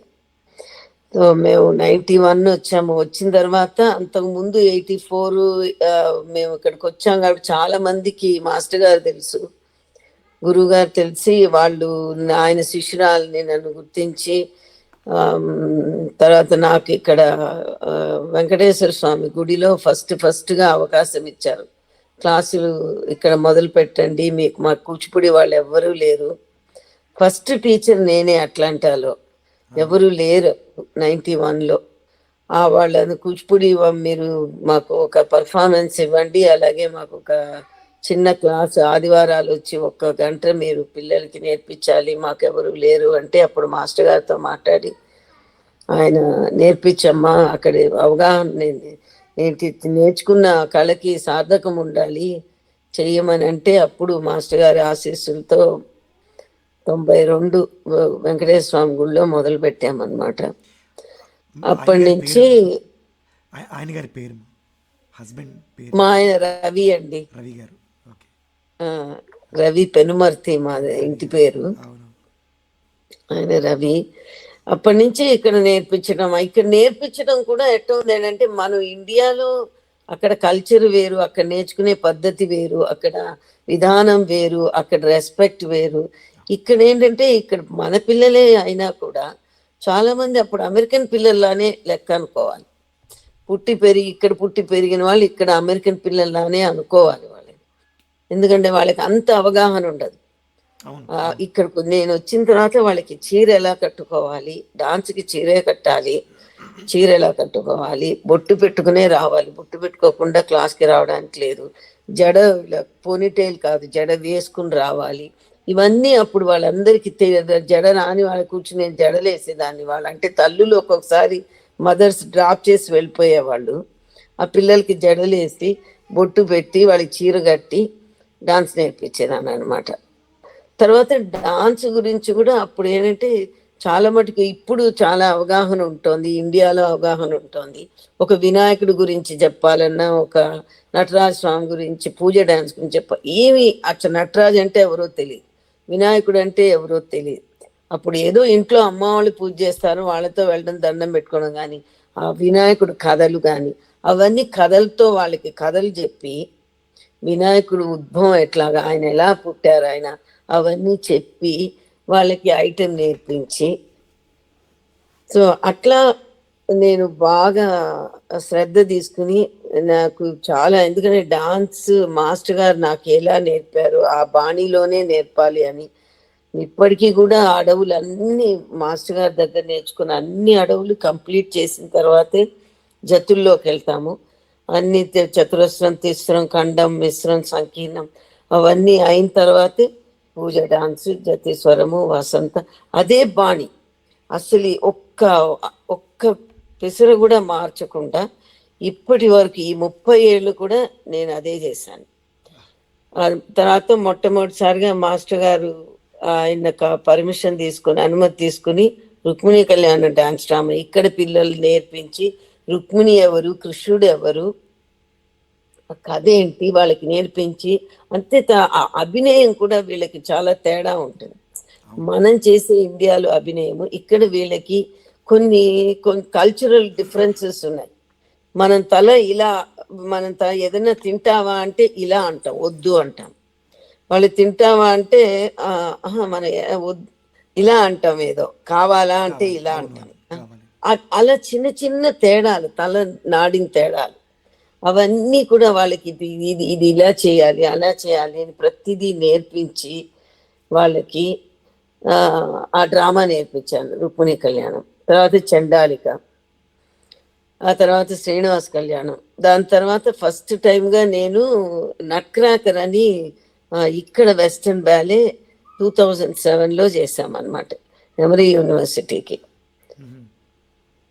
అది ఒక పెద్ద అనుభవమే. అది కూడా వెస్టర్న్ స్టోరీ మన కూచిపూడి నృత్య రూపకంలో చేయడం అనేది ఒక చాలా పెద్ద ఛాలెంజ్గా ఉండేది. అది ఆ స్టోరీ నట్క్రాకర్ అనేది ఈ దేశంలో మొత్తం వెస్టర్న్ కంట్రీస్లో చాలా పాపులర్ స్టోరీ. అది క్రిస్మస్ పండక్కి ఆ బ్యాలే లేకుండా జరగదు ఇక్కడ. సో ఎవరో అడిగారు అనమాట అప్పుడు 97లో, మీరు ట్రెడిషనల్ ఆర్ట్, ఒక అమెరికన్ ఆవిడ, ఆర్ట్స్ కౌన్సిల్ ఆవిడ ఇంటర్వ్యూ చేయాలి, ఇండియన్ డాన్సర్ ఎవరో ఉన్నారు అట్లాంటాలో అని ఆవిడ ఇంటర్వ్యూ చేయడానికి వచ్చారు నన్ను. అప్పుడు అడిగారు ఆవిడ, మీది చాలా ట్రెడిషనల్ ఆర్ట్ అని చెప్పావు కదా, ఈ ట్రెడిషనల్ ఆర్ట్ని నువ్వు ఈ దేశానికి వచ్చి నువ్వు ఏ రకంగా ముందుకు తీసుకెళ్తావు అని అడిగారు ఆవిడ. నువ్వు ఈ దేశానికి వచ్చావు, నేను ఏ రకంగా ముందుకు దానికి నాకు అప్పుడు సమాధానం లేదు, నాకు తెలియదు, ఏం చెప్పాలో తెలియలేదు నాకు. ఆవిడ అడిగారు, మీ ఆర్ట్కి వేరే వెస్టర్న్ థీమ్స్ అడాప్ట్ చేసుకోవడానికి అవకాశం ఉందా, చేస్తారా మీరు అని అడిగితే నాకు అప్పుడు సమాధానం లేదు. సో నాకు అప్పుడు ధైర్యం కూడా లేదు. నేను ఏమో నాకు తెలీదు, నేను ఆలోచించాలి అని చెప్పాను ఆవిడకి. అయిపోయింది. కానీ అది బుర్రలో ఉంది. ఆవిడ అంది కదా, అవును వీళ్ళ స్టోరీలు ఏమన్నా మనకు ఉపయోగపడతాయా, మళ్ళీ నాకు ఆ ధైర్యం లేదు. అట్లాంటాకి వచ్చారు. వచ్చినప్పుడు మాకు తెలిసిన ఒక ఆయన ఇక్కడ ప్రొఫెసర్ వేణుగోపాలరావు గారు, ఆయన అన్నారు, మనం ఆయన అడిగి చూద్దాము, నట్క్రాకర్ బ్యాలే ఆయన కూచిపూడి నృత్య రూపకంగా రాయగలరేమో అడుగుదాము. అదేంటంటే ఆ స్టోరీ చాలా బాగుంటుంది. అందులో మూషిక రాజు ఒక రాణి పెళ్లి చేసుకోవాలనుకుంటాడు. ఆమెకి ఇష్టం ఉండదు. ఇష్టం ఉండేసరికి ఆ అమ్మాయిని ఆ రాక్షసుని తల్లి ఆ అమ్మాయిని శాపం పెడుతుంది, ఒక కురూపి అయిపోమని. ఇట్లా కొంచెం మనకి మన స్టోరీస్ లానే ఉంటుంది. అది చాలా బాగుంటుంది ఆ స్టోరీ. సో నేను ఆయన అడిగారు, ఎందుకంటే శ్రీకాంత్ శర్మ గారు కలవడానికి వెళ్ళినప్పుడు ఆ ప్రొఫెసర్ గారు వేణుగోపాలరావు గారు, మేము ఇలా ఒక నట్కరాకర్ అనే బ్యాలే ఉందండి ఇక్కడ ఎక్కువ ప్రతి క్రిస్మస్ కి ఎప్పుడు చేస్తారు, దాన్ని ఏమన్నా మీరు కూచిపూడి నృత్య రూపకంగా రాయగలరు. ఇంతకు ముందు ఆయన అన్ని రాశారు కదండి బ్యాలేస్, అందుకని రాయగలరా అంటే ప్రయత్నిస్తాను, నాకు ఆ కథ ఇవ్వండి అని చెప్పారు ఆయన. అది ఏంటంటే దాని మ్యూజిక్, ఒరిజినల్ మ్యూజిక్ చాలా పాపులర్ మ్యూజిషియన్ 1891లో ఫస్ట్ పర్ఫార్మెన్స్ వాళ్ళది అయింది. అలెగ్జాండర్ డూమస్ అని ఆయన ఫ్రెంచ్ రైటర్, ఆయన రాసి, తర్వాత చెకౌస్కీ రష్యన్ మ్యూజిషియన్ ఆయన పీటర్ చెకౌస్కీ అని ఆయన రాసి అది కంపోజ్ చేసిన బ్యాలే అది. దాన్ని మనం తీసుకుని చేయగలమా అని, అది అంత పాపులర్ది, నేను చేయగలనా అనే ఒక భయం కూడా ఉండేది నాకు. కానీ ఎందుకంటే శ్రీకాంత్ శర్మ గారు ఆ బ్యాలే చదివి దాని వీడియో కూడా ఇచ్చాము, ఆయన అది చూసి దాని నృత్య రూపకంలో రాసి ఒక 2004, 2005 ఆ టైంకి చేతికిచ్చారు అది. అప్పుడు ఇక్కడే మాకు అట్లాంటాలో మాకు సంగీత సహకారం చేస్తూ ఒక ఆవిడ సుభాషిణి కృష్ణమూర్తిలు ఉన్నారు. ఆవిడ బాగా పట్టున్న ఆవిడ సంగీతంలో. ఆవిడ దానికి మ్యూజిక్ కంపోజ్ చేసి 2007లో ఫస్ట్ టైం ఎమరీ యూనివర్సిటీకి చేసామన్నమాట ఆ ప్రోగ్రామ్.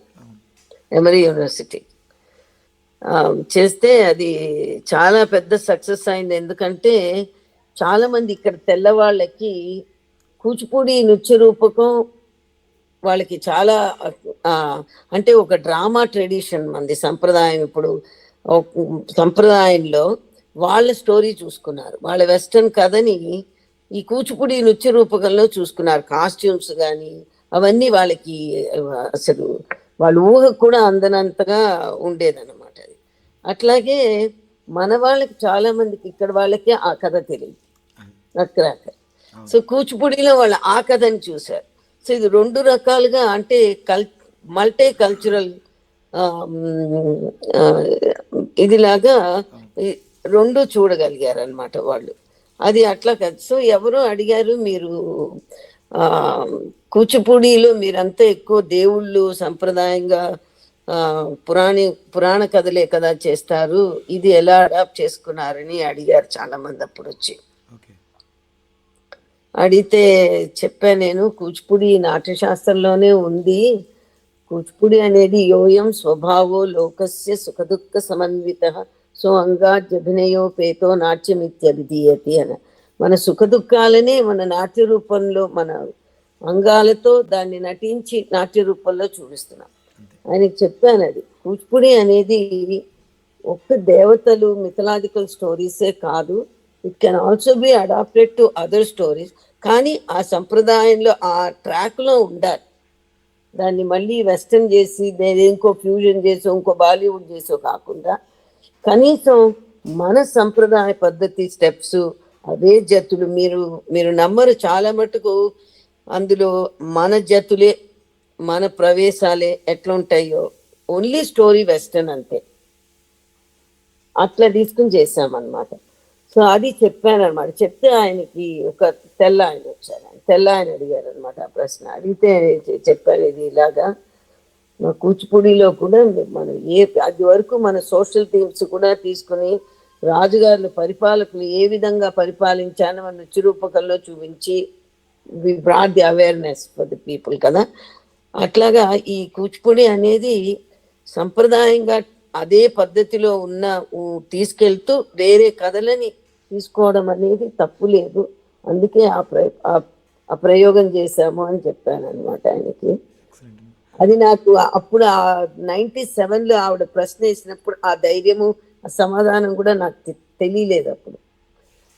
దాని తర్వాత 10 ఏళ్ళు పట్టింది నాకు అది చేయడానికి. మీరు ఈ అకాడమీ ఆఫ్ కూచిపూడి డ్యాన్స్ అని పెట్టారు కదమ్మా, అది ఇన్స్టిట్యూట్ నేమ్ కదా, అది ఇన్స్టిట్యూట్ నేమ్ అండి, అది 97లో ప్రారంభించాం. 97లో స్టార్ట్ చేశారు.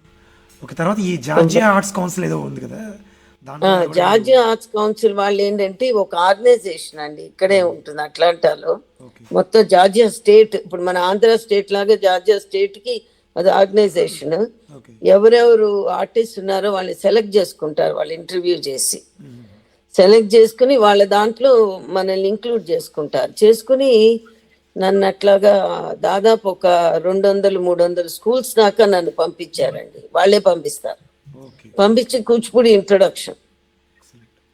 ఈ స్కూల్స్ ఎలాంటివంటే 4th గ్రేడ్ 5th గ్రేడ్ వాళ్ళకి అసలు ఇంటర్నేషనల్ డాన్సెస్, వేరే కల్చర్, మన అమెరికన్ డాన్స్ కాకుండా వేరే కల్చరల్ డాన్సెస్ ఎట్లా ఉంటాయి, ఒక వాళ్ళకి ఒక ఒక ఎడ్యుకేషన్ లాగా అనమాట.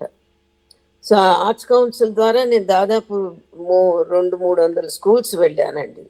వెళ్ళి కూచిపూడి సంప్రదాయం ఎలా ఉంటుంది మాట్లాడి, వాళ్ళకి ఆ స్టెప్స్ ఎట్లా ఉంటాయో నేనే డెమాన్స్ట్రేట్ చేసి చూపించి, ఒక శాంపుల్ ఐటెం ఎలా ఉంటుంది, ఆ కథ ఎలా చెప్తాము, ఒక ఒక పదాన్ని 10 సార్లు రిపీట్ చేస్తూ సంచారి భావాలు ఎట్లా చేస్తాము, ఒక ఒక వాక్యాన్ని మనకి అదే కదా ఒక పదే పాడి పాడి దాన్ని ఎలాబరేట్ చేస్తాము, స్టోరీస్ చూపిస్తాము. సో అవన్నీ వాళ్ళకి అర్థమయ్యేలాగా చెప్పి అది డెమాన్స్ట్రేట్ చేసి చెప్పడం. సో ఒక 45 మినిట్స్ ఉంటుంది ప్రతి స్కూల్కి వెళ్ళడము. 45 మినిట్స్ వాళ్ళు టైం ఇస్తారు మనకి. ఆ 45 నిమిషాల్లో మనం ఎంత చెప్పగలం కూచిపూడి గురించి, అది కూర్చుని ముందు రోజే రాత్రి కూర్చున్నంత దాన్ని ఏం చెప్పాలి మనము, 45 నిమిషాలు ఎట్లా ప్రిపేర్ అవ్వాలి అని అంతా రాసుకుని, ఎక్కడెక్కడో ఉంటాయి అవి, చాలా దూరం ఉంటాయి ఆ స్కూల్స్, గంట ప్రయాణం అలాగ ఉంటాయి అవి. ఒక్కోసారి పక్కన ఉంటాయి, ఒక్కోసారి చాలా దూరం ఉంటాయి, స్టేట్లోనే చాలా దూరం వెళ్ళి చెప్పి రావాలి. సో అట్లాగా ఒక్కొక్కసారి 4-5 స్కూల్స్ ఒకే రోజు నేస్తారు వాళ్ళు. ఈ స్కూల్ నుంచి ఇంకో చోటికి అలా డ్రైవ్, అట్లా అదొక చాలా మంచి అనుభవం నాకు. మాస్టర్ ఆర్టిస్ట్ అన్నారు కదా, దాంట్లో అది బిరుదు లాగానే లేకపోతే? అవునండి, అవునండి. అది అలాగే ఎంఐటి యూనివర్సిటీలో ఫ్యాకల్టీగా కూడా చేస్తున్నారు ఇప్పుడు కూడా? చేస్తున్నా అండి, అవునండి. అది కూడా నాకు మొట్టమొదటిసారి ఎట్లా వచ్చిందంటే అవకాశం కూడా, ఎవరో ఎవరి ద్వారానో నేను అట్లాంటాలో ఉన్నాను, ఒక ఇండియన్ క్లాసికల్ డాన్స్ ఉన్నారు టీచ్ చేస్తున్నారు 97లో, 1997లో. ఆవిడ వచ్చి ఊరికే మా క్లాస్కి ఒక మాస్టర్ క్లాస్ చెప్పండి, మా పిల్లలకి ఇండియన్ డాన్స్ గురించి చెప్పండి అంటే ఒక మాస్టర్ క్లాస్ 1.5 గంట వాళ్ళకి లెక్చర్ డెమో లాగా అనమాట. అది కూచిపూడి గురించి మాట్లాడి వాళ్ళ పర్ఫార్మెన్స్ చేసి తర్వాత వాళ్ళ చేత కూడా కొంచెం డాన్స్ చేయించు. అంత వాళ్ళకి అంత వాళ్ళ బ్యాలే నేర్చుకున్న పిల్లలు వాళ్ళకి కొంచెం చేయించి అట్లా 1.5 గంట క్లాస్ ఒక్కసారి వెళ్ళాను 97లో. దాని తర్వాత వాళ్ళు 99లో నాకు అవకాశం ఇచ్చారు, ఒక ఫుల్ కోర్స్ మీరు టీచ్ చేస్తారా కూచిపూడి అని చెప్పి అడిగారు. అప్పుడు మాస్టర్ గారిని అడిగాను, మాస్టర్ గారు ఇలా అడిగారు ఎలా చెప్పమంటారు అంటే, నువ్వు ఎలా నేర్చుకున్నావు ఇక్కడ అలాగే అక్కడికి వెళ్ళి చెప్పు అన్నాడు. సో అప్పుడు నేనే కూర్చుని నేనే సిలబస్ నేనే చేశాను అనమాట మాస్టర్ గారితో మాట్లాడిన తర్వాత. అంటే ఏముంటుంది సిలబస్లో, ప్రతి స్టూడెంట్ కూచిపూడి ముద్రలు నేర్చుకుంటారు, ముద్రల ద్వారా ఎలాగ మనం అర్థాలు చెప్తాం, మాట్లాడకుండా కూడా మన ముద్రలతో మనం యాక్షన్ చేయొచ్చు, నువ్వు అర్థం చేసుకోవచ్చు. అట్లాగా ముద్రలు దే కమ్యూనికేట్, మన హ్యాండ్ ముద్రాస్ కమ్యూనికేట్. అలాగే ఫుట్ వర్క్ చేసి అవి 2 కంబైన్ చేసి ఎట్లా ఒక స్టోరీ క్రియేట్ చేస్తాము. అలాగా వాళ్ళకి ఇప్పుడు నేను చెప్పే కోర్సులో అండి 3 నెలల కోర్సు, 2 క్లాసులు ఉంటాయి వారానికి. ఇందులో మనం ఎంత నేర్పించగలం. సో నేను వాళ్ళ అడవులు పూర్తిగా నేర్పించే అవకాశం ఉండదు, బట్ దాదాపు 70% అడవులు చేపిస్తాను వాళ్ళకి. ఈ కూర్చుని కుప్పిగా తాంతదద్దిన ఒక్కటే చెప్పలేను వాళ్ళకి, అది వాళ్ళకి టైం పడుతుంది. సో అందుకని అది తప్పించి మోస్ట్లీ అడవులన్నీ ఫినిష్ చేస్తా. జతుల్లో ఒక చతురస్రం జతి నేర్పిస్తాను వాళ్ళకి, దెన్ ఐటమ్ నేర్పిస్తాను వాళ్ళకి. అసలు జతి ఎలా ఉంటుందో చెప్పిన తర్వాత వాళ్ళ చేత జతి అనిపిస్తా, వాళ్ళు తాళం వేసి జతి చెప్తారు, చెప్పిన తర్వాత ఒక ఐటెం తీసుకుని ఆ ఐటెం అంటే ఏంటి, అసలు ఏముంటుంది ఆ ఐటెంలో, దాన్ని ఎట్లా చేస్తాము అనేది ఒక అవగాహనకి వాళ్ళకి ఆ ఐటెం నేర్పిస్తాం అనమాట. ఇదంతా మనకి ఈ 29 క్లాసెస్లో అయిపోవాలి. 3 months వీక్లీ 2 క్లాసెస్ చెప్పండి. సో వాళ్ళు అంత ఆ ముద్రలన్నీ చెప్తారు, అన్ని ముద్రలు చెప్తారు వాళ్ళు. ముద్రలు అన్నీ వస్తాయి, పాదభేదాలన్నీ నేర్పించేస్తాను. అండ్ దెన్ అడవులు నేర్పిస్తాను. సో ఒక సిలబస్ వాళ్ళకి ప్రతిసారి ఒక కోర్స్ అవుట్లైన్ అని వాళ్ళకి ప్రతిసారి ఇవ్వాలన్నమాట. అది చెప్పి ఇందులో ఇలా ఉంటుందని అలాగా కోర్సు క్రియేట్ చేసి చెప్తున్నాను. అది ఒక చాలా అనుభవం. ఏంటంటే ఒక్కొక్కసారి కొంతమంది అస్సలు ఏమి రాని వాళ్ళు ఉంటారు అక్కడ, పెద్ద పిల్లలే, కాలేజ్ పిల్లలు. వాళ్ళకి ఎలా నేర్పిస్తే వాళ్ళకి అర్థం అవుతుంది మన డాన్స్ ఏ రకంగా. కొంతమంది క్రిస్టియన్స్ కి మన హిందూ దేవుళ్ళు అంటే వాళ్ళ రిలీజన్ మారుస్తున్నామేమో అని, ఇది జస్ట్ ఊరికే చెప్తున్నా, వాళ్ళకి రిలీజన్ ఏమన్నా మారుస్తున్నామేమో అనే ఒక భయం ఉంటుంది వాళ్ళకి. అంటే ఇది రిలీజియస్ డాన్స్ ఏమో, మనం చెయ్యకూడదేమో అనేసి వాళ్ళకి కొంతమంది చెయ్యరండి. దండం పెట్టమంటే కూడా పెట్టరు వాళ్ళు. కోర్స్కి వస్తారు కానీ వాళ్ళు ఇవి చెయ్యరు. దట్స్ అగేన్స్ట్ దేర్ రిలీజన్ అనుకుని చేయరు వాళ్ళు. అలాంటి వాళ్ళకి ఏ రకంగా నువ్వు చెప్పి వాళ్ళని ఇన్వాల్వ్ చేయగలం. సో వాళ్ళకి ఏం చెప్తానంటే, మీ దేవుణ్ణే అనుకోండి, మీరు దండం పెట్టినప్పుడు మీ ఏ దేవుడు అనుకుంటా ఆ దేవుడిని దండం పెట్టుకోండి. చేతులు ఇలా పెట్టడం మూలంగా ఇది మీ రిలీజన్ మారిపోదు. ఇది జస్ట్ ఒక రెస్పెక్ట్. ఒక మనిషికి మనం మామూలుగా కూడా గ్రీటింగ్ కూడా నమస్తే అంటాం మనం, గ్రీటింగ్. సో ఇది ఒక రెస్పెక్ట్ కింద తీసుకుని మీ దేవుణ్ణి తలుచుకుని దండం పెట్టుకోండి. మీ తల్లిదండ్రులకి, మీ టీచర్కి, భూమాతకి దండం పెట్టండి, మన రోజు నడుస్తున్న మదర్ ఎర్త్. ఇట్లా చెప్పి వాళ్ళకి కొంచెం వాళ్ళని అందులోంచి వాళ్ళు పోకుండా జాగ్రత్తగా చెప్పుకుంటూ వస్తాం అన్నమాట. వాళ్ళకి చెప్పే కోర్సెస్ కూడా స్టూడెంట్స్ని బట్టి ఐ చూస్ ది ఐటమ్స్. ఒక్కొక్కసారి పూజ డ్యాన్స్, ఒక్కొక్కసారి జతీస్వరము, ఒక్కొక్కసారి తిల్లాన, ఒక్కొక్కసారి స్వరజతీయ కంపోజ్ చేసి వాళ్ళకి అట్లాగా ప్రతిసారి. ఇప్పుడు ఈ 25 ఏళ్ళుగా ఒక్కొక్కసారి ఒక్కొక్క రకమైన అంటే వెళ్ళిన తర్వాత ఆ స్టూడెంట్ మెంటాలిటీని బట్టి చాలా జాగ్రత్తగా కోర్సు ప్లాన్ చేస్తాను అన్నమాట వాళ్ళతో. నాకు ఆ కూచిపూడి అంటే వాళ్ళకి ఏంటో తెలియాలి, ఆ సంప్రదాయం. సో వాళ్ళందరి చేత చీరలు కట్టిస్తారు, అందరూ చీరలు కడతారు.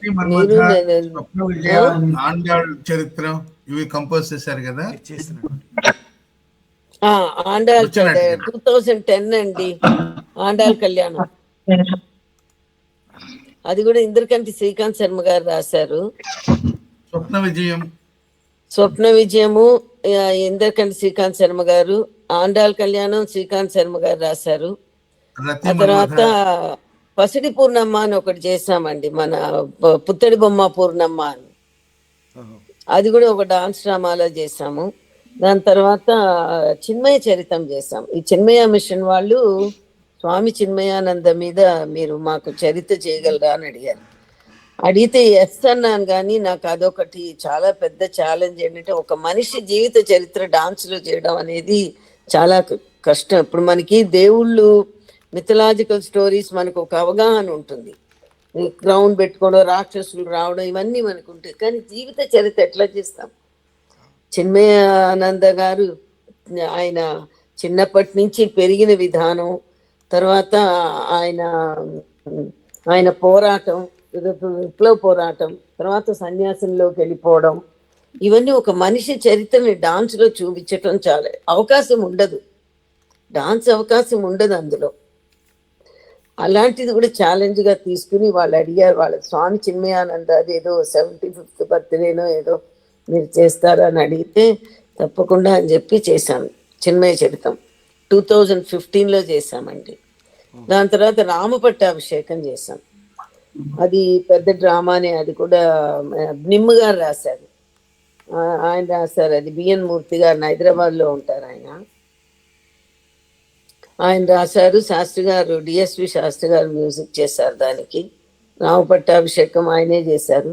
తర్వాత 2 years ago చిన్మయ చరితం చేసాం, చెంచితాపరిణయం చెంచిత నరసింహస్వామిది. అది మన వేద పాఠశాలకి, ఆగిరిపల్లి వేద పాఠశాలకి, ఆ శోభనేశ్వర స్వామికి చేసాం అన్నమాట. అది అది నిమ్ము గారు రాశారు, డిఎస్టి శాస్త్రి గారు మ్యూజిక్ చేశారు. అలా ఏదో ప్రతి 2 ఏళ్లకి ఒక డాన్స్ ప్రొడక్షన్ పెట్టుకుని పిల్లలందరినీ ఇన్వాల్వ్ చేసి చేస్తున్నామండి. అది పిల్లలు కూడా చాలా శ్రద్ధగా వస్తారు, పాపం వాళ్ళు చాలా ఎంతంత దూరాల నుంచో వస్తారు. సో వాళ్ళు వచ్చినప్పుడు వాళ్ళకి మేము ప్రతి సమ్మర్ క్యాంప్ నడిపిస్తాను.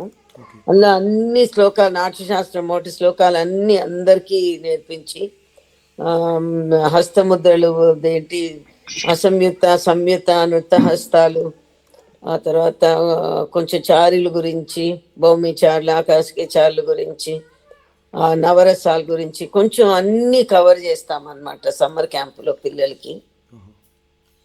పాదభేదాలు అట్లాగే రోజు క్లాసులు, స్టెప్స్, జతులు రోజు ఉంటాయి. అంటే అదే పద్ధతిలో వెళ్ళాలి అని చేస్తున్నామండి ఇప్పటిదాకా. మాస్టర్ గారి ఆశీస్సులు, పెద్దలందరి ఆశీస్సులతో అలాగే వెళ్తున్నాము ఇప్పటిదాకా. ఇప్పుడున్నటువంటి వాళ్ళు ఇక్కడిక్కడ చుట్టుపక్కల ఉన్న వాళ్ళు కూడా ఇక్కడి నుంచి వెళ్ళిన వాళ్ళకంటే సోలో ఐటమ్స్కి ఎక్కువ ప్లాన్ చేస్తున్నారు తప్ప బ్యాలెన్స్ అనేది ఇప్పుడున్నవి చాలా తగ్గిపోతున్నాయి. చేసేవాళ్ళు చాలా తక్కువ తగ్గిపోతుంది. ఉన్నారు.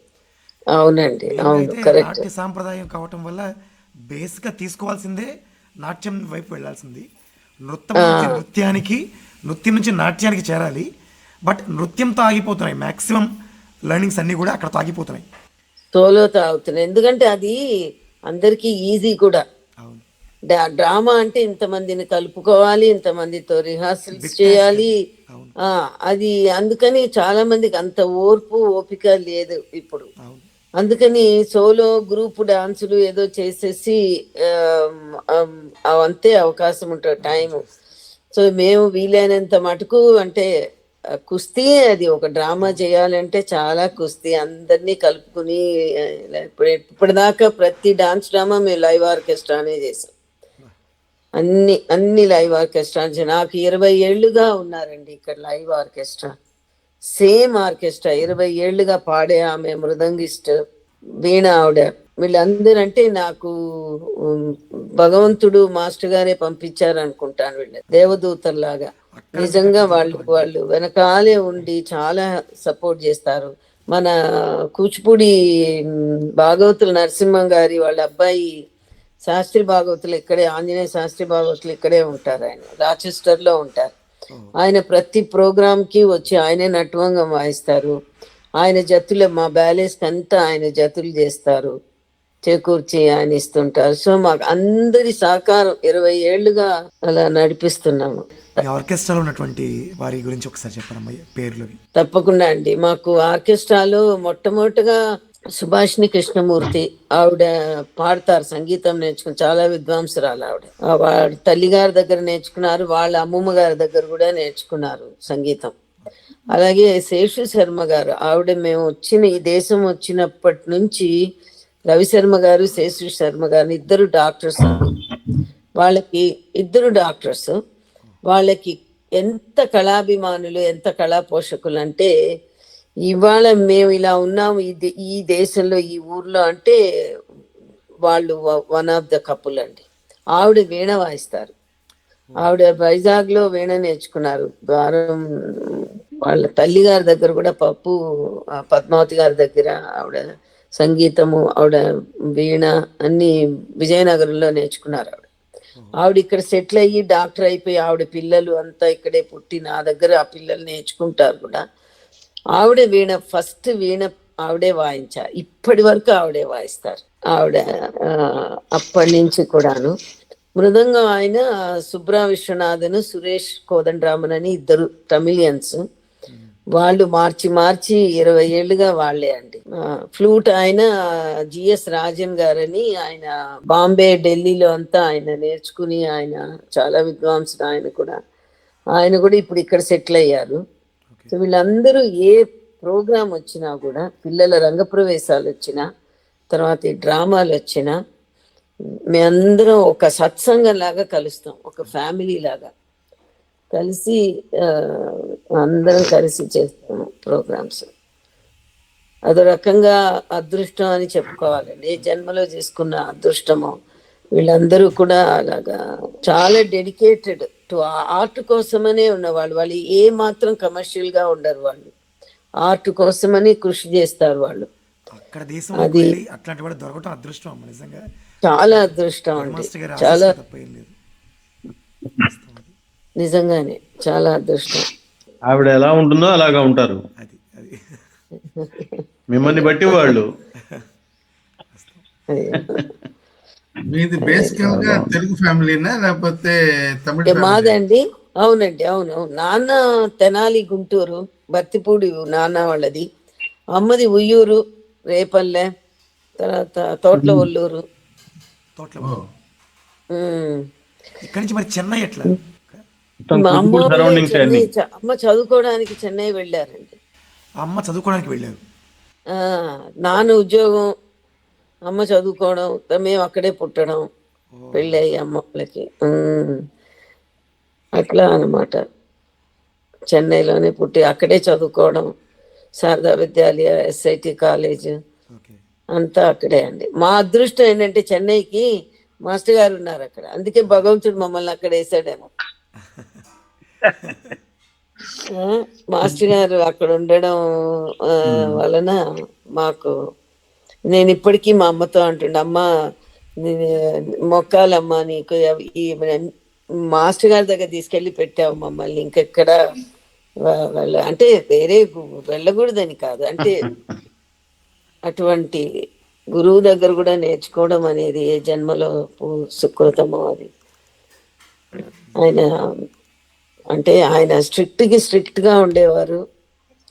ఆ, ఆ, ఇంట్లో ఆలస్యం అయిపోతే అంత దూరం పిల్లలు ఇంటికి వెళ్ళాలి, ఇంట్లో పైకి పదా ఇంటికి వెళ్ళాలి, భోజనం చేసి ఇంటికి వెళ్దు కానీ అని ఒక అంత కేర్ తీసుకుని అట్లా ఉండేవారు. అలాగే మీ మీ పిల్లల గురించి చెప్పారమ్మా. మా పిల్లలండి, మా అమ్మాయి లాస్య రూప పిహెచ్డి చేస్తోంది బయో ఇన్ఫర్మాటిక్స్ లో. ఇప్పుడు ఓకే. ఇక్కడే పుట్టింది, అట్లాంటాలోనే. మా అబ్బాయి పేరు అభినయ్ విష్ణు. లాస్య రూప, అభినయ్ విష్ణు రెండు డాన్స్ పరంగా పేర్లు పెట్టుకోవాలని పెట్టుకున్నాము వినయ్ విష్ణు. ఇద్దరికి. చిన్నవాడు అభినయ్ విష్ణు అన్నమాట. అది మొన్ననే కాలేజ్ డిగ్రీ ఫినిష్ అయింది.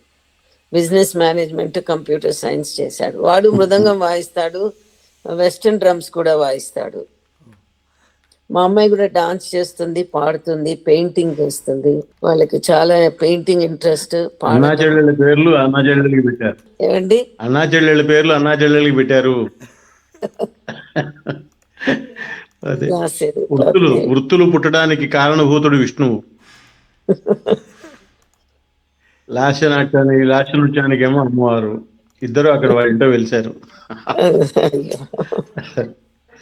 చాలా బాగుంది, చాలా బాగుంది, చాలా బాగుంది. చక్కగా చెప్పారు. నేనంటే ఎంత చెప్పానో తెలియదు. అయ్యో. ఏమన్నా సరిగ్గా లేకపోతే క్షమించండి. మీరు ఏ- మీరు మాస్టర్ గారి దగ్గర ప్రాక్టీస్ చేసే విధానం, దాన్ని అర్థం చేసుకుని ఇప్పుడు పిల్లలు కూడా అలా ప్రాక్టీస్ చేయగలిగితే, మీరు మాస్టర్ గారు ఏదైనా ఒక విషయం చెప్పినప్పుడు దాని గురించి ఎంత తాపత్రయపడ్డారో అటువంటి తాపత్రయాన్ని ఈ పిల్లలు నేర్చుకుంటే ఈ వెబినార్కి సార్థక్యమైనట్లే. ఇంకా అంతకన్నా కావాల్సిందే ఉంది. ప్రాణం అన్నమాట, ఊపిరి. ఆ రెండు మీరు చెప్పారు.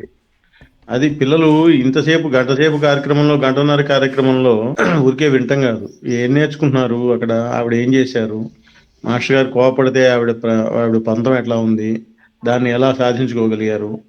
తర్వాత ఇంకొక మాట అన్నారు ఆవిడ, చాలా సంతోషం వేసింది నాకు. అక్కడికి వెళ్ళిన తర్వాత ఒక డాన్స్ స్కూల్ పెట్టుకోవాలంటే వెంటనే మాస్టర్ గారి పర్మిషన్ తీసుకున్నాము.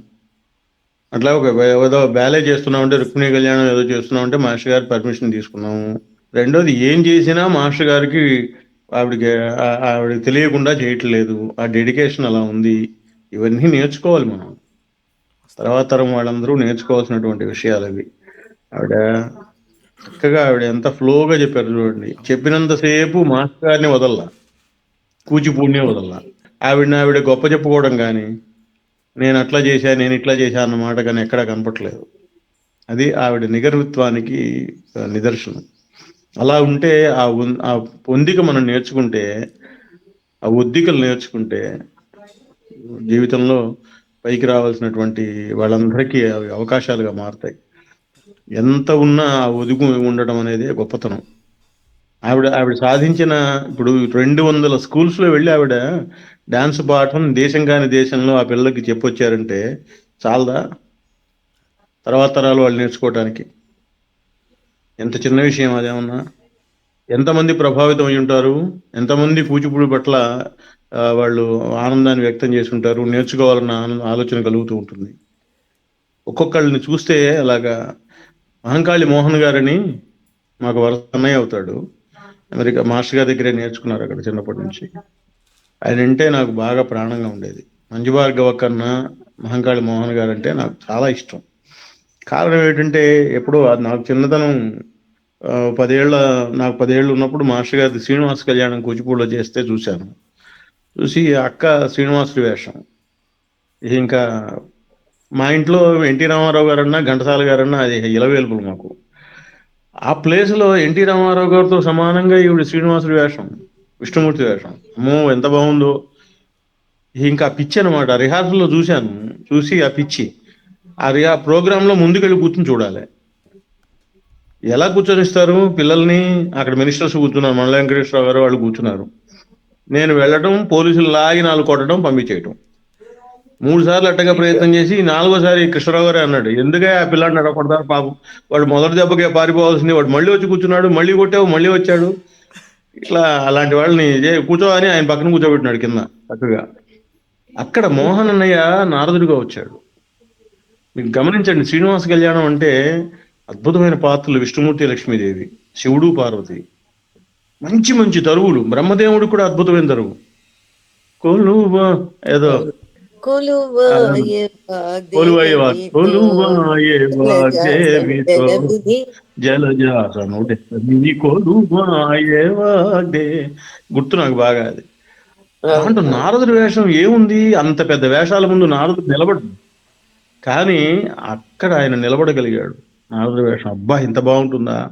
కాంతారావు గారు ఒక పక్క, మహంకాళి మోహన్ గారు ఒక పక్క, అక్క వెంకటేశ్వర స్వామి ఒక పక్క, ఎన్టీ రామారావు గారు ఒక పక్క, ఇలా ఉండేటువంటి పరిస్థితులు. నారాయణ రెడ్డి గారు హైదరాబాద్లో ఉన్నాను నేను అప్పుడు. మహంకాళి మోహన్ గారికి సన్మానం చేస్తూ, ఒరే సన్మాన పత్రం రాయరా శాస్త్రి అంటే, నెల రోజుల ముందు చెప్పారు. రాయటానికి అవటం లేదు.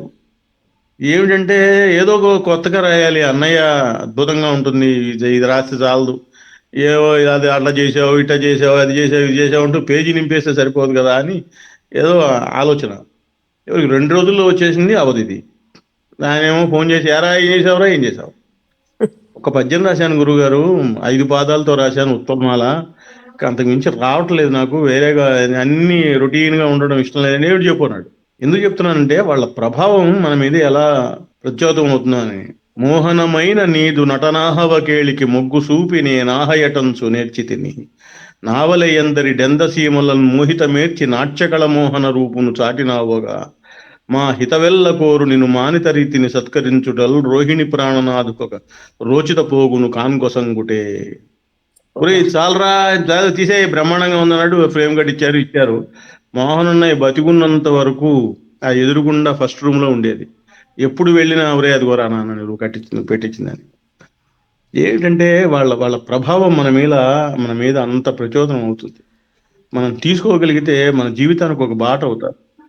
ఇవాళ ఏమాత్రం కొంచెం కొంచెం ముందుకు వచ్చామన్నా అటువంటి మహానుభావుల బాటలో మనం నడవడం కోసం అది కనుక తీసుకుంటే, అక్క అంతసేపు ఆవిడ చూడు అసలు ఎంత చక్కగా చెప్పారో ఓర్పుగా.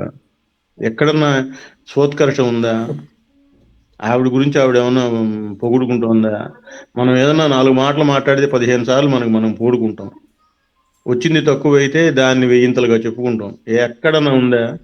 ఆ వేషం వేస్తే ఆ రుక్మిణీదేవో అలా సత్యభామో, రుక్మిణీదేవి నాకు అట్లా కళ్ళగట్టినట్టు ఇప్పటికీ గుర్తుంది. తరుణి రుక్మిణి వచనమ్మ, గుర్తులేదు నాకు.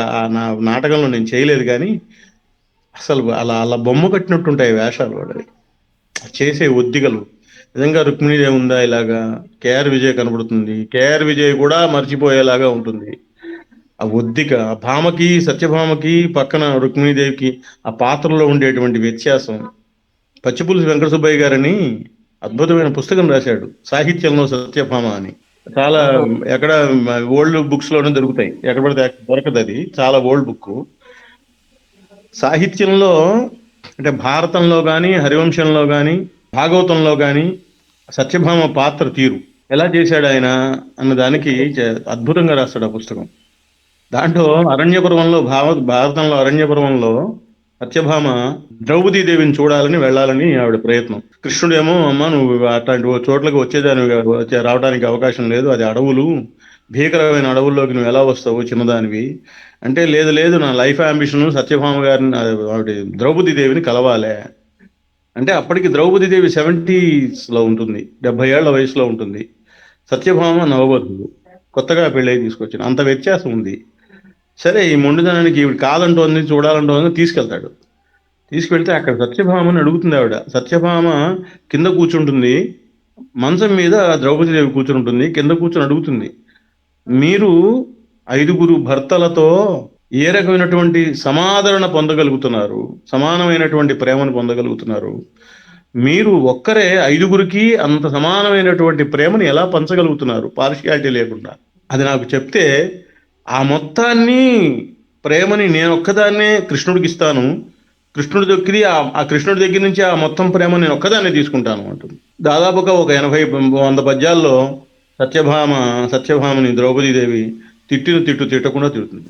ఎలా మెలగాలి, ఎలా బ్రతకాలి, పతివ్రతా శిరోమణి అంటే ఎలా ఉండాలి, మొగుడిని చేయకంగా ఏదో చీర కొంగును కట్టేసుకున్నట్టు కాదు, అది ఏవో ధర్మాలన్నీ చెప్తుంది.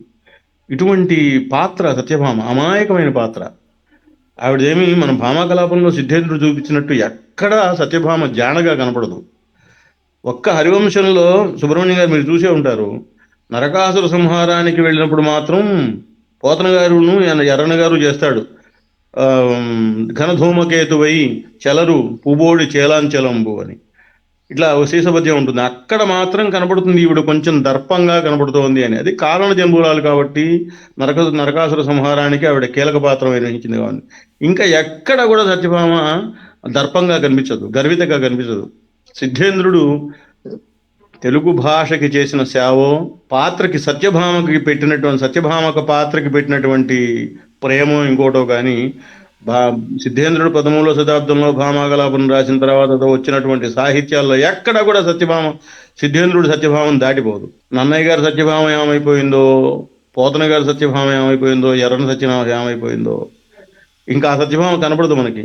తర్వాత వచ్చిన పెద్దన గారి సత్యభామ చూడండి, పారిజాతాపహరణంలో అణవిని విరేటు వడ్డ యురగంగనయం వలె నేయిబోయే భగ్గన దరికొన్న భీషణ హుతాశన కీలయంగలే హెచ్చిన కనుదోయి కెంపుత, మొత్తం సత్యభామ సిద్ధేంద్రుడు సత్యభామ దిగిపోతుంది. ఇటువంటి వివరాలన్నింటినీ అద్భుతమైన పుస్తకం పచ్చిపులుసు వెంకట సుబ్బయ్య గారు రాసినటువంటి సాహిత్యంలో సత్యభామ.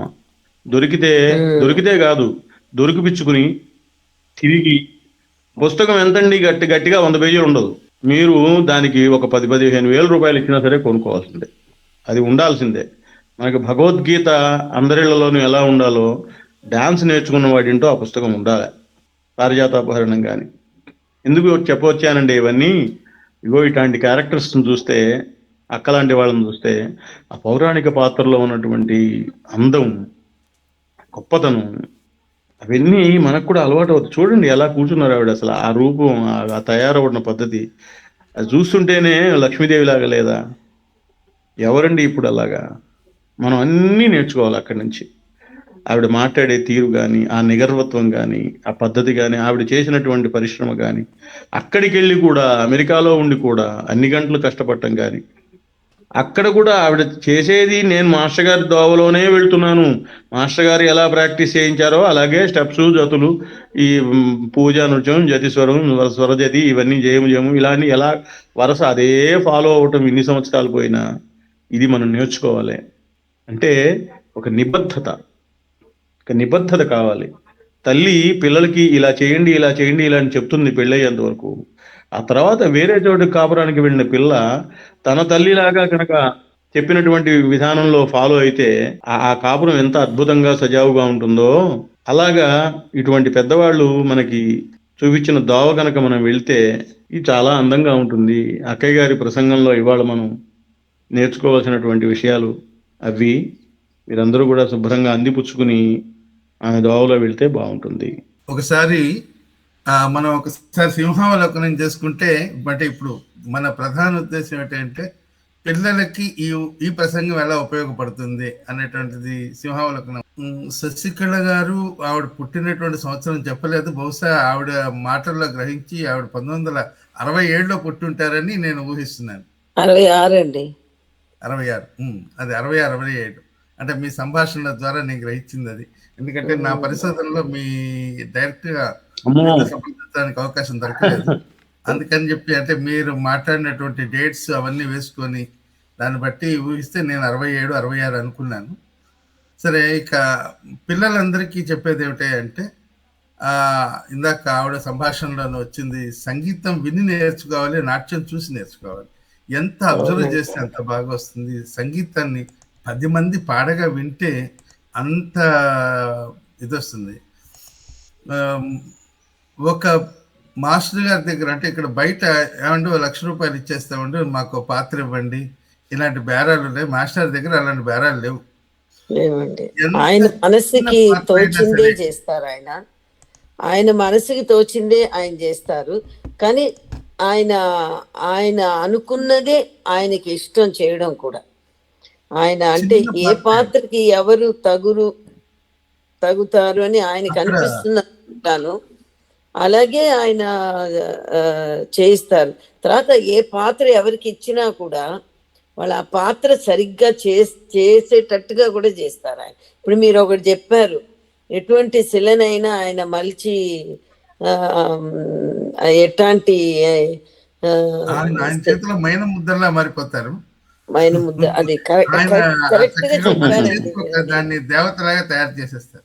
కరెక్ట్ గా చెప్పారు మీరు. ఆ ముక్క ఎంత కరెక్ట్ గా చెప్పారు. అది మాస్టర్ గారి దాంట్లో మనం ఇంకోటి గమనించాల్సిందంటే, అక్కడ ఉండేటువంటి శిష్యులు కానివ్వండి, మాస్టర్ గారు కానీ, అతి చిన్న పాత్ర దగ్గర నుంచి ఏ పాత్ర ఇచ్చినా కూడా అందరూ చేయగలిగినటువంటి విధంగా సిద్ధంగా ఉంటారు. అది మాస్టర్ గారి దగ్గర మనం నేర్చుకోవాలి. శిష్యుల దగ్గర ఏం నేర్చుకోవాలంటే, ఏదన్నా చిన్న పాత్ర అంటే ఒక సీనియర్ నటులకు ఒక చిన్న పాత్ర ఇచ్చారనుకోండి, ఇక్కడ మన దగ్గర ఆ చేయమంటేనే ముఖం ఏదోలా పెట్టుకొని చేస్తుంటారు. ఇక్కడ లేదు, మాస్టర్ గారి దగ్గర అటువంటి సంప్రదాయం లేదు. అది నేను ఇంకోటి కూడా అవునండి, కరెక్ట్ అండి. ఇంకోటి కూడా నేను ఏంటి నేర్చుకున్నాను, ఆ చిన్న పాత్రలో కూడా నేర్చుకునే ఉంటాయండి మనకి. ఆ చిన్న పాత్రలో కూడా నేర్చుకునే ఉంటాయి. ఫర్ ఎగ్జాంపుల్, నేను ఫస్ట్ టైం శ్రీనివాస్ కళ్యాణ్లో ఆకాశ్ రాజు గారి దగ్గర పువ్వులు వేసుకుని రావడం, తరలే ఆకాశ వీబూడు అది వేసుకుంటూ రావడం, అది నడక సరిగ్గా లేదు. లోపల నుంచి రాజుగారిని పువ్వులు వేసి తీసుకురావడం నడక సరిగ్గా లేదని ఒక 10 సార్లు చేయించుంటారండి నన్ను, ఇంకొక అమ్మాయిని. పోండి లోపలికి పోండి, మళ్ళీ నడవండి అని మళ్ళీ ఇలా వేసుకుని ఆ రిథమిక్గా ఇలా వేసుకుంటూ కాళ్ళు ఎత్తి దండ అది మళ్ళీ పోండి, ఒక 10 సార్లు అండి. అంటే ఎంత నేర్చుకున్నాం అందులో మనం. తక్కదిమ్మి, ఆ తక్కదిమ్మి మెడ రావాలి, ఊరికే తక్కదిమ్మి కాదు, ఆ మొహం అందంగా పెట్టాలి.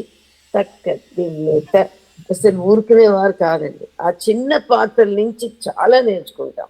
అందరూ అనుకుంటారు. తర్వాత అవి చాలా బ్యాలేకి ఆ చిన్న పాత్రలే ముఖ్యం. పెద్ద పాత్రలు ఎవరైనా వేస్తారు, చిన్న పాత్రలు చాలా సపోర్ట్ చేస్తాయి బ్యాలే. అవి లేకపోతే బ్యాలే లేదు. నేను చాలా నేర్చుకున్నానండి ఆ చిన్న చిన్న పాత్రలో. చాలా మాస్టర్ గారు ఏ రోల్ ఇచ్చినా కూడా అది చాలా నేర్చుకున్నాను ఆ చిన్న పాత్ర. ఫర్ ఎగ్జాంపుల్, ఈ పువ్వులేడ ఆ నడక ఆయనకి తృప్తి లేదు, వెళ్ళండి అంటే ఆయన ఆ చిన్న చిన్న పాత్రలు కూడా ఎంత దృష్టి పెట్టేవారు ఆయన. అంటే బ్యాలే బాగుండాలి అంటే అందరూ బాగా చేయాలి. అందులో ఒక్కళ్ళు చిన్న పాత్రలు అని ఏదో సరేలే కాదు. మెయిన్ పాత్రల నుంచి, ప్రధాన పాత్ర నుంచి చిన్న పాత్ర వరకు అందరూ వాళ్ళ పని వాళ్ళు సరిగ్గా చేయాలి.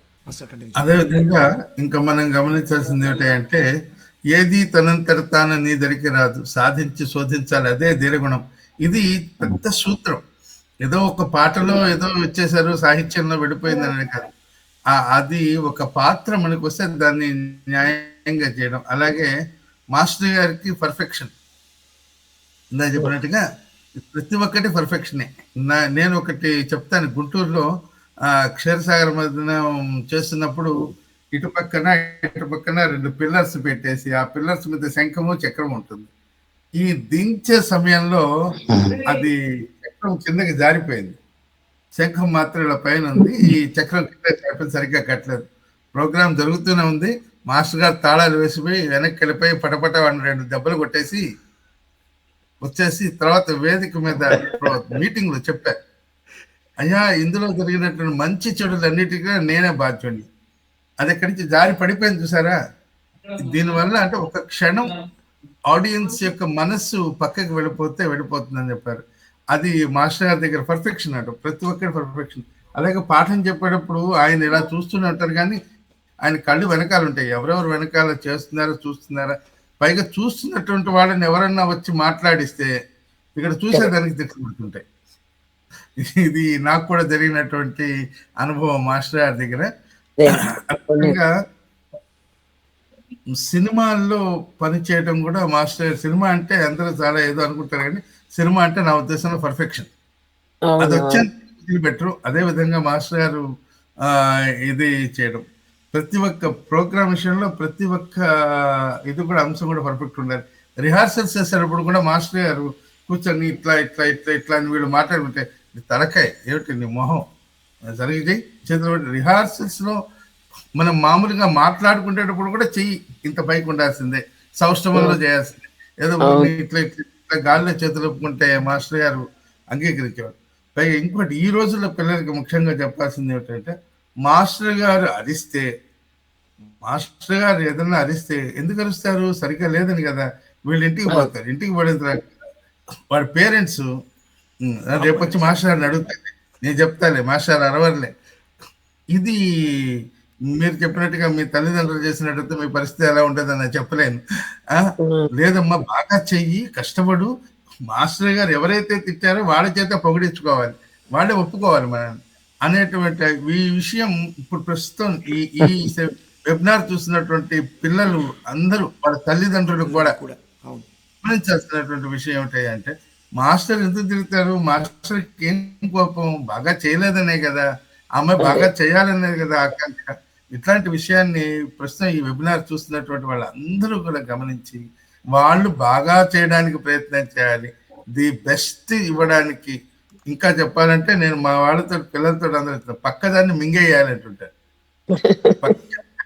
మింగేసేంతగా చేస్తే గాని ఇది. నేను మాస్టర్ అకాడమీకి వచ్చి డాన్స్ చేసి చూస్తుంటే ఒక అమ్మాయిని చూస్తే రెండో అమ్మాయిని మిస్ అయిపోతున్నాను, రెండో అమ్మాయిని చూస్తుంటే మూడో అమ్మాయిని మిస్ ఎవరిని చూస్తే ఎవరిని మిస్ అయిపోతున్నాయి. కలవా కన్నులు వేయి అన్నారు కదా, కులవైతే వారు అంగిస్తే కలవా కన్ను 1000 కళ్ళుంటే గానీ మాస్టర్ గారి క్లాస్ లో అందరినీ ఆస్వాదించే వాళ్ళేమో అనిపిస్తుంది అనమాట.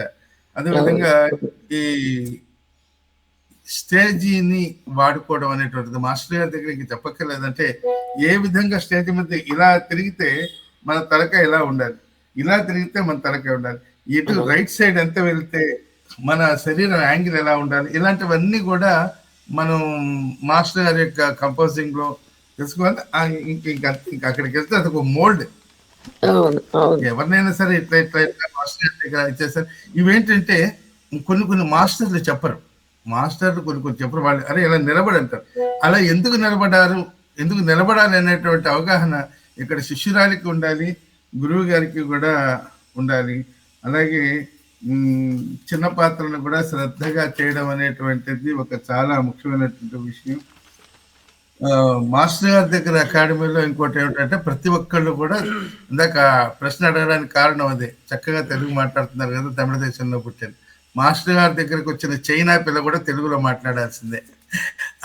అందరు కూడా తెలుగు మాట్లాడటం అనేటువంటిది కంపల్సరీ. అలాగే దుస్తులు, నేను అమెరికా నుంచి వచ్చాను, ఇవాటికి టీషర్ట్ వేసుకొస్తాను, మామూలుగా లంగా కొనుక్కొని రేపురా, ఇవాళ టీషర్ట్ వేసుకుని ఇవాళ ఇప్పుడు వచ్చాను వెళ్ళి కొనుక్కొస్తాను, ఇప్పుడు కొనుక్కురా అంతే. చెప్తే ఎక్కడ రాజీ పట్టం అనేటువంటి దుస్తుల విషయంలో రాజీ పట్టం అనేటువంటిది మాస్టర్ గారి దగ్గర లేదు.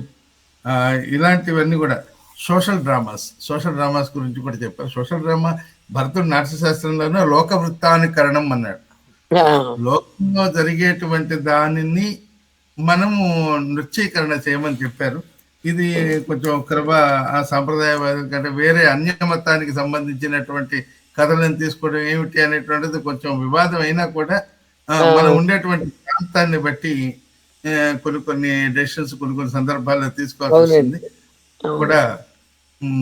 అది ఒక రకమైన ప్రయోగం కింద చూడొచ్చు. ఇప్పుడు విదేశాల్లో జరిగినటువంటి అక్కడ వాళ్ళ లోకి వెళ్ళి మనది నింపొచ్చారు ఆవిడ. వాళ్ళకి సంబంధించిన కథ చేసి మన కూచిపూడి గొప్పతనాన్ని బయట పెట్టొచ్చారు అక్కడ ఆవిడ.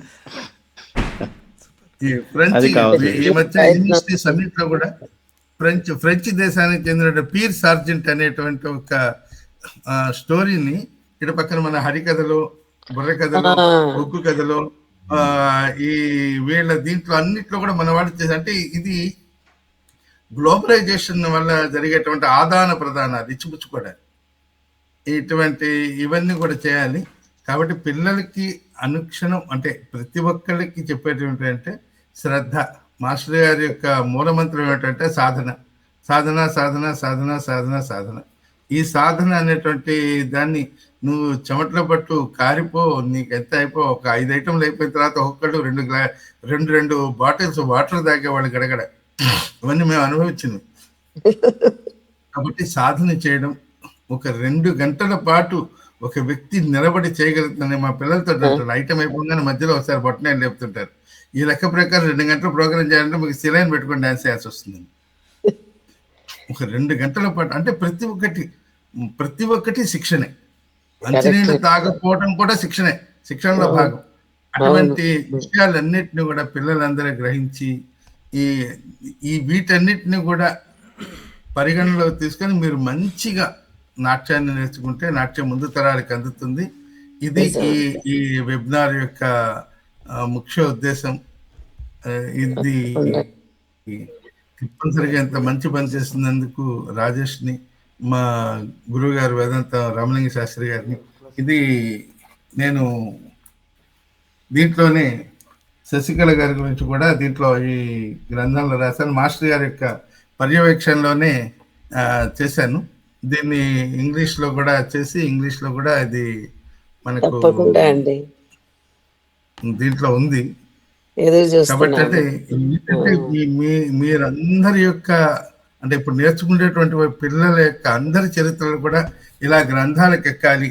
అప్పుడు కూచిపూడి నాట్యానికి ఒక విస్తృతమైనటువంటి ప్రచారం జరుగుతుంది. ఇంతమంది కష్టపడి తరతరాల నుంచి ఈ నాట్యాన్ని ఇలా వాళ్ళ భుజాల మీద మోసుకొచ్చి మళ్ళీ మీ చేతుల్లో పెట్టినందుకు భద్రంగా మీరు ముందు తరాలకి అందించాలి అనేటువంటిదే ఈ వెబినార్ యొక్క ముఖ్యోద్దేశము. అలా అవుతుందని చెప్పి ఆశిస్తూ స్వస్తి. చాలా సంతోషం అండి. Thank you very much madam. ఈరోజు ఈనాటి వెబినార్ని ఆదివారం మన ఇప్పుడు ఇండియాలో ఈవినింగ్ 5 o'clock ప్రీమియర్ కింద దీనిని టెలికాస్ట్ చేయడం జరుగుతుంది రుద్ర టీవీ యూట్యూబ్ ఛానల్లో. ప్రతి ఒక్కళ్ళు కూడా ఈ వెబినార్ని కూచిపూడి నాట్యాన్ని నేర్చుకున్నటువంటి చిన్నారుల దగ్గర నుంచి ఈ తరం వస్తున్నటువంటి నాట్యాచారుల దగ్గర నుంచి ప్రతి ఒక్కరికి ఇది ఒక గైడ్ కింద పనికొస్తుంది. ఇప్పుడు చూస్తున్నటువంటి ఈ 1.5 hour ఈ జర్నీని చూసినటువంటి వాళ్ళందరూ కూడా ఒక చక్కని పుస్తకాన్ని, పెనుమర్తి శశికళ గారు అనేటువంటి చక్కని పుస్తకాన్ని చదివినటువంటి వారుగా వారి యొక్క అనుభవాన్ని తెలుసుకున్న ప్రతి ఒక్కళ్ళు వాళ్ళ జీవితంలో వీటిని ఆపాదించుకొని చక్కగా ముందుకు వెళ్తారని ఆశిస్తూ అయితే చాలా సంతోషం అండి. చాలా సంతోషం.